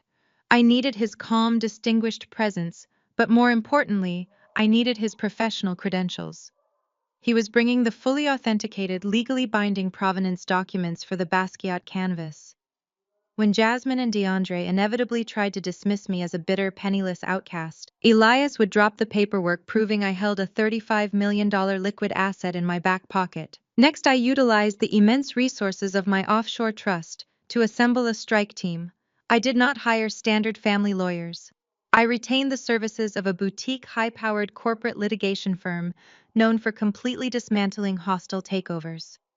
I hired 3 senior partners, men and women, who billed at $1,000 an hour and possessed the legal instincts of great white sharks. I held a strategic briefing with my newly acquired legal team in the private boardroom of my hotel. I laid out the exact parameters of the evening.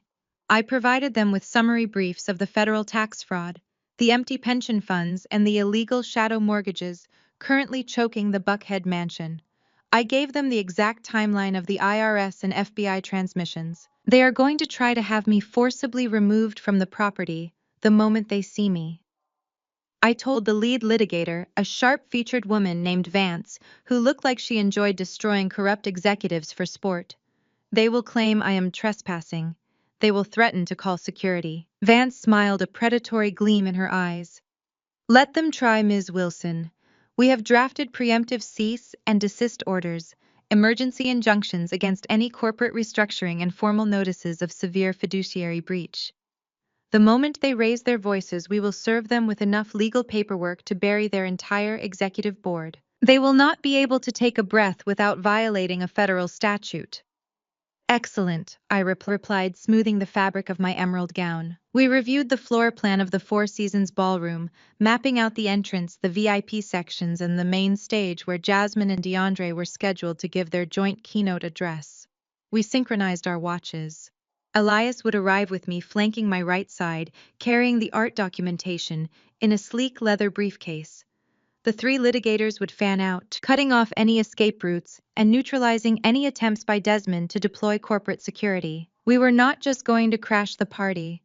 We were going to orchestrate a highly visible, legally devastating hostile takeover right in the middle of their crowning moment. I looked at my reflection in the boardroom window. The emerald silk shimmered in the ambient light. The quiet, compliant sister who had absorbed their insults, fixed their mistakes, and surrendered her salary to protect their image was gone forever. Grandmother Beatrice had seen the ruthless potential buried deep inside me, and she had provided the exact tools necessary to carve it out. I checked my phone. The FBI contact had securely confirmed receipt of the master dossier. The IRS Criminal Investigation Division had officially escalated the preliminary audit to an active Tier 1 federal investigation. The trap was no longer just set. The jaws were already snapping shut. It is time, I announced, turning to Elias and my team of litigators. We descended to the underground parking garage where a convoy of black armored executive vehicles waited with engines idling. I slid into the back of the lead car, the plush leather interior cool and quiet. The driver merged seamlessly into the heavy Atlanta traffic, heading directly for the glowing skyline of downtown. Jasmine and DeAndre had invited the entire city to witness their ascension to the throne. They had spared no expense to build a monument to their own vanity. They thought tonight would be the ultimate validation of their greed. I stared out the tinted window as the towering glass facade of the Four Seasons Hotel came into view. The valet lane was jammed with luxury sports cars and eager photographers. It was a beautiful night for a slaughter. Inside the grand ballroom of the Four Seasons, the air was thick with the scent of imported white orchids and the intoxicating, suffocating aroma of unchecked arrogance. Jasmine and DeAndre had spared absolutely no expense to transform the elegant corporate space into a gaudy, glittering monument to their own fabricated success. Massive, 10-foot-high ice sculptures carved into the shape of the cosmetics company logo dominated the four corners of the sprawling room, slowly weeping freezing water into illuminated silver basins. Waitstaff in crisp white tuxedos and black silk bow ties circulated tirelessly through the dense, glittering crowd, balancing heavy silver trays loaded with beluga caviar, gold leaf-dusted truffles, and imported oysters. The guest list was a meticulously curated roster of Atlanta's absolute highest society.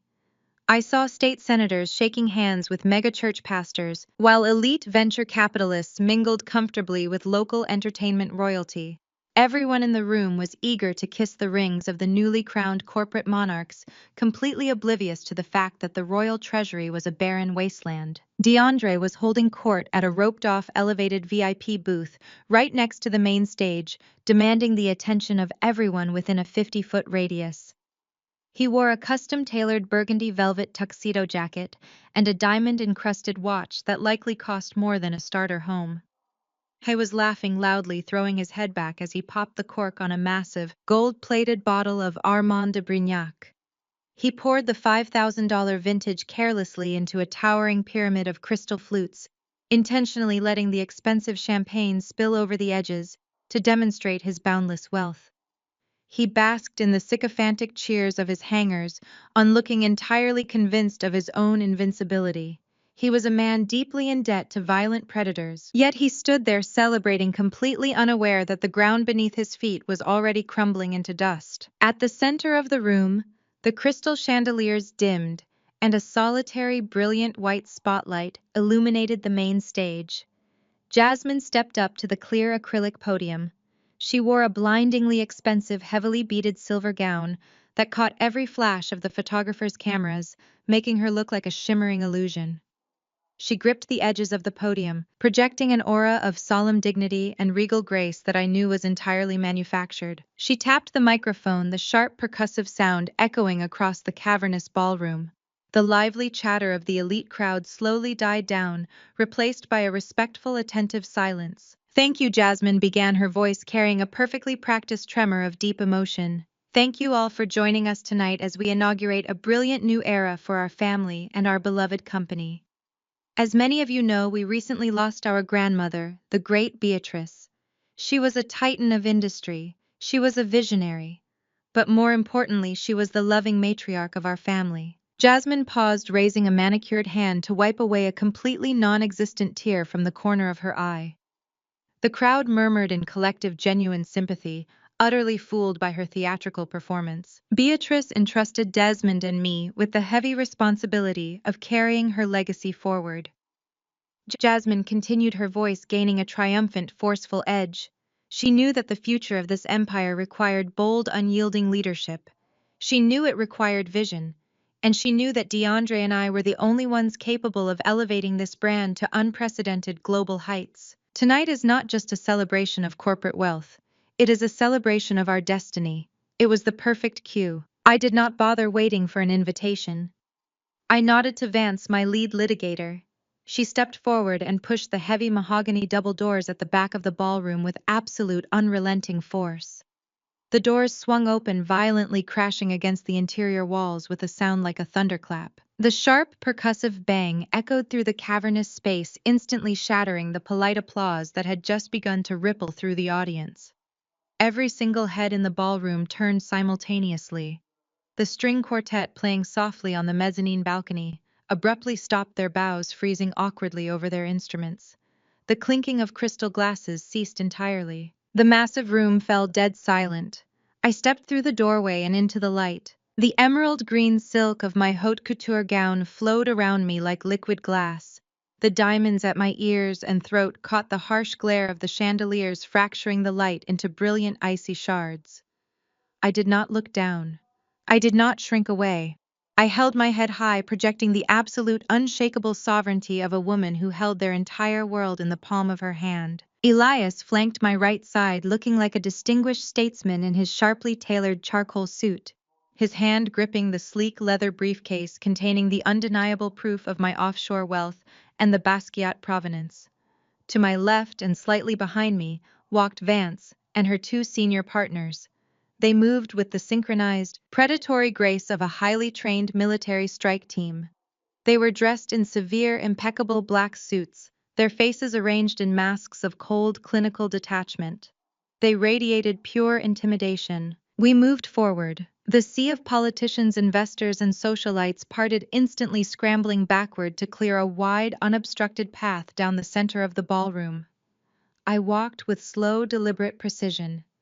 The sharp, rhythmic clicking of my heels on the polished marble floor was the only sound in the suffocating silence. I kept my eyes locked dead ahead, staring directly at the stage. I saw DeAndre lower his bottle of champagne, his jaw going slack as the confident smirk slid completely off his face. I saw Desmond standing near the edge of the stage, hiding in the shadows. His face drained of all color until he looked like a reanimated corpse. He knew exactly what this meant. He knew I had survived the break-in, and he knew I held the detonator. Before I reached the halfway point of the room, Tasha detached herself from the shadows near the VIP section. Jasmine's ruthless executive assistant was clearly operating on instinct, desperate to protect her boss's crowning moment.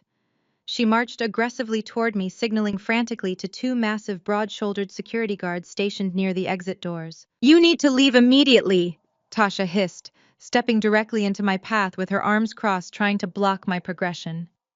"You are not on the guest list, Zarya," Turn around right now before I have security drag you out the back door and throw you in the street. I did not even break my stride. I simply kept walking. Vance smoothly detached herself from our formation and stepped directly between Tasha and me. The litigator did not raise her voice. She did not flinch. She simply reached into the inner pocket of her tailored blazer and produced a thick, neatly bound stack of legal documents. She slapped the heavy paperwork flat against Tasha's chest with enough force to make the assistant stumble backward. That is a formal notice of severe fiduciary breach, a preemptive injunction against any corporate restructuring, and a federal preservation order regarding all corporate assets, Vance stated, her voice carrying the icy authority of a seasoned courtroom killer. If your security personnel touch my client, or if you attempt to impede her movement in any way, I will personally see to it that you are named as a co-conspirator in the impending federal indictments. Stand down. Tasha looked down at the legal documents, then looked up at the cold, predatory expressions on the faces of the three litigators. The color drained rapidly from her cheeks. She took a slow, trembling step backward, raising her hands in a gesture of absolute surrender. The two security guards, seeing the executive assistant immediately back down wisely, decided to stay exactly where they were. I bypassed Tasha without giving her a second glance and marched directly to the foot of the main stage. Jasmine was staring down at me, her chest heaving underneath the heavy silver beading of her gown. The initial shock of my dramatic entrance was rapidly burning away, replaced by a toxic, blinding fury. She had spent a fortune to engineer this moment of supreme public validation, and she was absolutely livid that I was stealing the spotlight. Her knuckles turned white as she gripped the edges of the acrylic podium. She grabbed the microphone, ripping it from the stand, and leaned forward. She decided to go on the offensive. She decided to publicly execute me. Well, ladies and gentlemen, it looks like we have an uninvited guest, Jasmine sneered into the microphone. Her voice echoed harshly through the silent ballroom, dripping with condescension and venom. Everyone, please give a warm, sympathetic welcome to my estranged sister Zarya. The crowd murmured, shifting uncomfortably in their formal wear as the ugly family drama spilled out into the open. Jasmine paced to the edge of the stage, looking down at me with absolute disgust. I suppose I should not be surprised that you crashed this gala. Jasmine continued, her voice rising in volume, desperate to maintain her narrative of superiority. You always were the bitter, jealous outcast of this family. You could never handle the pressure of the corporate world. You dropped out. You ran away to play with your little spreadsheets while DeAndre and I did the real work. And now that grandmother Beatrice realized exactly how useless you are and rightfully cut you out of the inheritance, here you are. DeAndre let out a loud, mocking laugh from the VIP booth. He raised his crystal flute of champagne, pointing it at me in a gesture of supreme arrogance. Let security throw the broke dropout out on the street, Jasmine. DeAndre yelled, his voice carrying clearly over the silent crowd. We do not have time for beggars tonight. Jasmine smiled, emboldened by her brother's crude support. You see, Zarya, you do not belong here, she spat into the microphone, pointing a manicured finger directly at my face. You are wearing a rented dress, trying to pretend you are something you are not. You came here begging for a handout because you have nothing. You are a failure. You are a complete embarrassment to the Beatrice legacy. You have no money, no power, and absolutely no place in this family. Get out of my ballroom. The entire room held its collective breath. Elite investors and politicians watched with wide eyes, fully expecting me to crumble. They expected me to burst into tears, turn around and run out the mahogany doors in absolute humiliating defeat. I did not flinch. I did not break eye contact. I simply smiled. It was not a defensive smile. It was a cold, radiant, terrifying expression of absolute victory. I lifted the hem of my emerald gown and gracefully climbed the 3 carpeted steps onto the main stage. Jasmine froze. The sheer confidence in my movement completely derailed her aggressive momentum. She instinctively took a step backward as I approached, her eyes darting nervously toward Desmond, who was standing frozen in the wings, looking like a man awaiting the hangman. I walked directly up to Jasmine. I stood inches from her face, letting her see the icy, unshakable certainty in my eyes. I reached out smoothly, my hand closing over the polished metal of the microphone. Jasmine's hand was trembling violently. Her grip was weak, paralyzed by sudden, inexplicable fear. I forcefully pulled the microphone directly from her shaking fingers. The sharp squeal of audio feedback pierced the dead silence of the ballroom as I wrested the microphone from Jasmine. She stumbled backward, her silver heels catching on the carpeted stage, looking completely helpless. I adjusted my grip on the sleek metal cylinder, staring out at the sea of terrified, captivated faces. "Thank you for that colorful introduction, Jasmine," I said, my voice smooth, amplified, and echoing with absolute authority. "But since we are airing family grievances in front of Atlanta's most elite investors, I believe it is only fair that we deal in facts, rather than your desperate fiction. You claim I am a penniless failure begging for a handout. Let us address that first." I turned slightly and gestured to Elias. He moved to the center of the stage with the practiced, dignified grace of a man who dealt exclusively in priceless antiquities. He set his leather briefcase on the acrylic podium, popping the brass locks. The sharp clicks echoed through the room. Elias withdrew a thick stack of archival watermarked documents, bearing the seals of the world's most prestigious auction houses and authentication boards. He adjusted his glasses and looked directly at the cluster of high society art collectors seated in the front row. "Good evening," Elias said, his refined academic tones slicing through the tension. "My name is Elias Thorne, Senior Appraiser and Authenticator. I have been retained by Ms. Zaria to publicly verify the primary asset of her recent inheritance, the painting Grandmother Beatrice left to her granddaughter, which the current corporate leadership casually dismissed as thrift store trash, is no such thing." Elias held up the primary certificate of authenticity, turning it slowly so the photographers in the press pit could capture the embossed seals. "It is a fully authenticated, undocumented masterpiece by Jean-Michel Basquiat," Elias announced, his voice ringing with absolute certainty. "It was acquired privately in the 1980s and kept in pristine climate-controlled secrecy.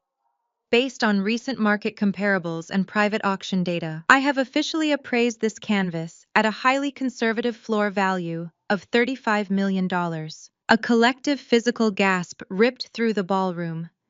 The elite art collectors in the front row began whispering frantically to one another, their eyes wide with shock and immediate greed. $35 million in clean, highly liquid, untaxed capital. Elias finished snapping his briefcase shut and stepping back to my side. I looked at Jasmine. Her jaw hung slack. The blood had drained entirely from her face, leaving her looking sickly and pale beneath her heavy makeup. DeAndre stood frozen in the VIP booth.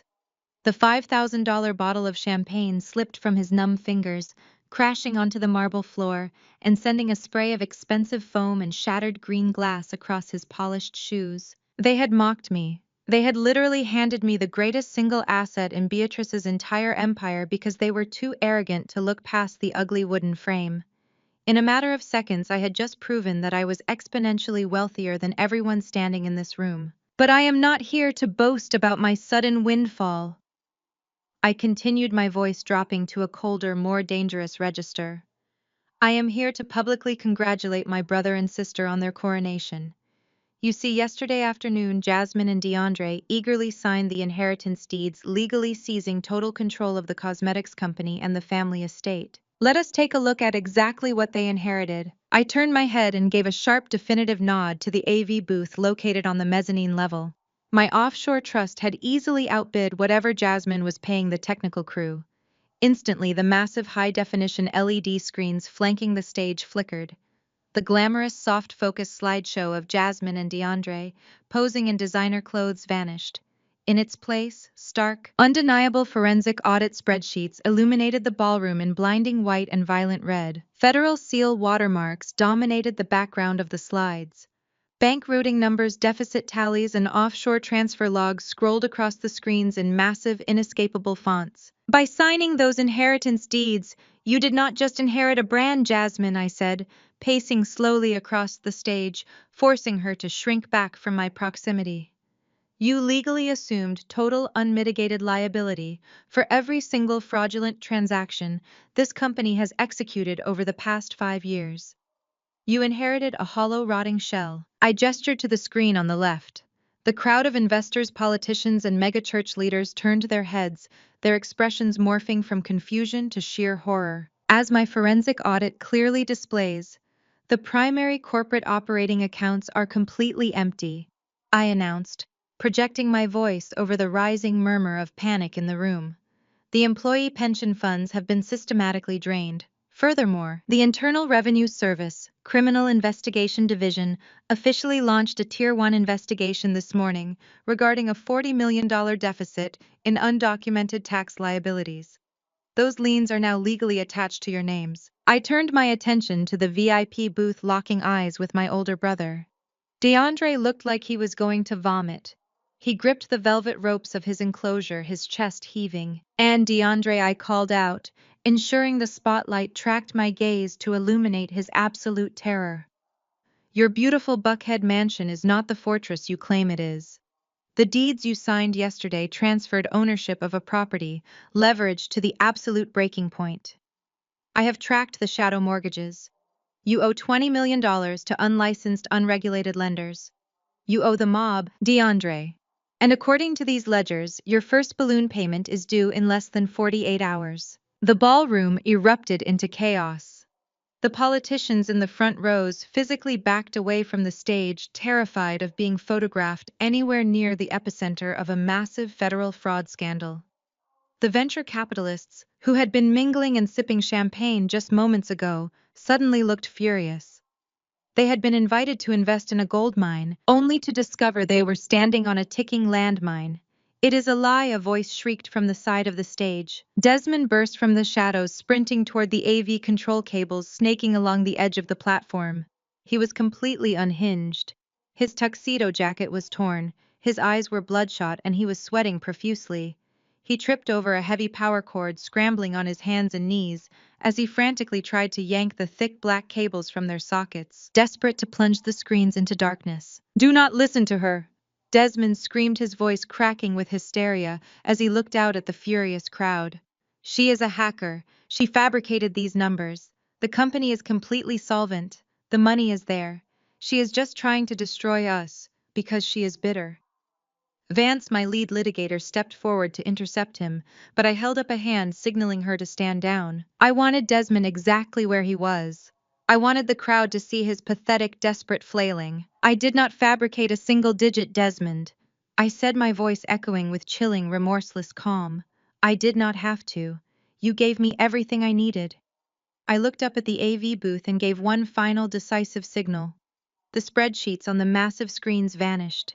They were instantly replaced by the crystal-clear, high-definition hidden camera footage from my apartment. The video feed was massive, stretching 20 feet across the ballroom walls. The pristine audio, blasted through the Four Seasons, state-of-the-art, surround sound system, drowning out Desmond's pathetic protests. The entire ballroom watched in stunned, breathless silence as the 50-foot-tall digital version of Desmond tore my condo apart. They watched him hurl furniture, smash glass, and rip apart my files like a deranged lunatic. And then, his own voice thundered from the speakers, echoing off the crystal chandeliers with devastating clarity. "She knows I cooked the corporate books for 5 years, the digital Desmond roared from the screens. "Beatrice copied my ledgers. She mapped the entire offshore network. Everything. The fake vendor invoices, the missing pension funds, all of it. I funneled $40 million in cash to the Caymans, Tasha. 40 million. A collective, horrifying gasp ripped through the crowd. It was the sound of 100 wealthy, powerful people simultaneously realizing they were standing in the middle of a federal crime scene. The video continued to play, Desmond explicitly outlining his own tax fraud, his embezzlement, and his terror of federal prison. The confession was absolute. It was unassailable. There was no spin, no public relations maneuver, and no legal loophole that could possibly save them from their own recorded words. I stood at the center of the stage, watching the absolute destruction of my siblings' empire unfold in real time. In the crowd, the reaction was instantaneous and violently swift. The polite veneer of high society completely shattered. Mega-church leaders turned their backs and sprinted for the exit doors, desperate to avoid the inevitable media fallout. Elite venture capitalists and angel investors, immediately whipped out their smartphones, their thumbs flying frantically across their screens as they called their wealth managers, screaming orders to freeze accounts, halt pending transfers, and sever any and all financial ties to the Beatrice brand. The wealthy elite were abandoning ship, fleeing from Jasmine, DeAndre, and Desmond as if they were infected with a lethal virus. Jasmine sank to her knees on the stage, the heavy silver beads of her gown pooling around her like broken glass. She stared out at the stampeding crowd, her hands covering her face as she let out a long, ragged wail of pure despair. DeAndre remained frozen in his VIP booth, completely paralyzed by the realization that the violent men who held his shadow mortgages were undoubtedly watching this exact footage on the evening news. Desmond lay curled on the stage floor, weeping openly, his hands covering his ears as his own voice continued to broadcast his crimes to the world. I lowered the microphone. I did not need it anymore. I turned my back on my weeping sister, my paralyzed brother, and the shattered remains of their fraudulent dynasty. Elias offered his arm and I took it, walking gracefully down the stage steps in my emerald gown, flanked by my team of invincible lawyers. We walked straight through the center of the chaotic, panicking ballroom, leaving the ashes of their empire far behind us. As my hand reached toward the heavy brass handles of the mahogany exit doors, they violently exploded inward. I stepped back smoothly, allowing the tactical vanguard to breach the perimeter. 24 federal agents poured into the glittering ballroom. The sharp, unmistakable block letters of the FBI and the IRS Criminal Investigation Division were emblazoned across the backs of their dark tactical windbreakers. The aesthetic clash was incredibly jarring. Armed federal authorities storming a room dripping in imported orchids, weeping ice sculptures, and the suffocating scent of expensive perfume. The lead investigator, a tall, imposing man whom I had securely communicated with hours earlier, stepped through the threshold. He briefly locked eyes with me, giving a sharp, almost imperceptible nod of acknowledgement before turning his attention to the stage. "Shut it down," the investigator ordered, his voice cutting through the rising panic of the crowd. "Secure the exits. Nobody leaves until we clear the principal targets." The agents moved with terrifying practiced efficiency. They marched straight down the center aisle, their heavy boots trampling over the dropped crystal champagne flutes and scattered rose petals. Desmond did not even try to run. He lacked the spine for a physical confrontation.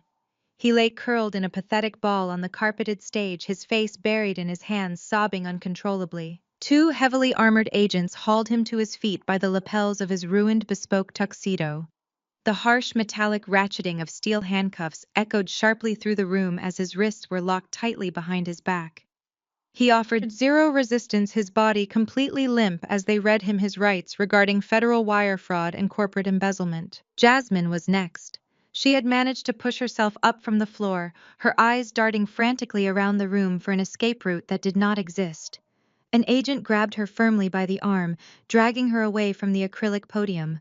Her heavy beaded silver gown caught on the sharp edge of the stage equipment, the delicate silk ripping audibly as they forced her hands into cuffs. The illusion of the untouchable corporate queen was entirely shattered. She thrashed against the agents, her diamond earrings swinging wildly, but she was easily overpowered. She looked small, terrified, and utterly defeated in her torn haute couture. Up in the elevated VIP booth, DeAndre was completely ignored by the initial wave of arresting agents. His punishment was entirely digital, and it was far more lethal. I watched from the floor as he stared down at his vibrating smartphone. The bright screen illuminated his sweat-drenched face in the dim lighting of the booth. It was an automated, priority notification from his shadow lenders and the primary holding bank. The alert confirmed that the sprawling Buckhead mansion had been officially seized. The assets were frozen, the digital locks had been overridden, and the property was repossessed. The $20 million mob debt had just come due, and his fabricated liquidity was gone. The heavy, gold-plated champagne bottle he had been parading around rolled forgotten across the floor, spilling expensive vintage over the edge of the booth. DeAndre dropped his phone, sinking to his knees in the spilled wine.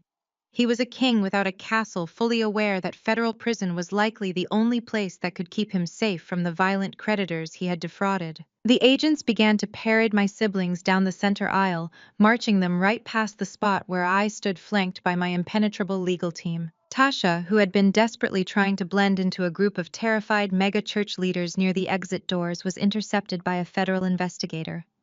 The executive assistant realized instantly that her complicity was fully documented on my servers. Seeing me standing calmly near the exit, Tasha broke away from the agent's grip and threw herself toward my feet, her professional composure replaced by raw, unfiltered panic. "Zaria, please," Tasha begged, her voice shrill and echoing off the marble pillars. "Tell them I was just an employee. Tell them I was just following Jasmine's orders. I did not know about the Cayman accounts. I can testify against them.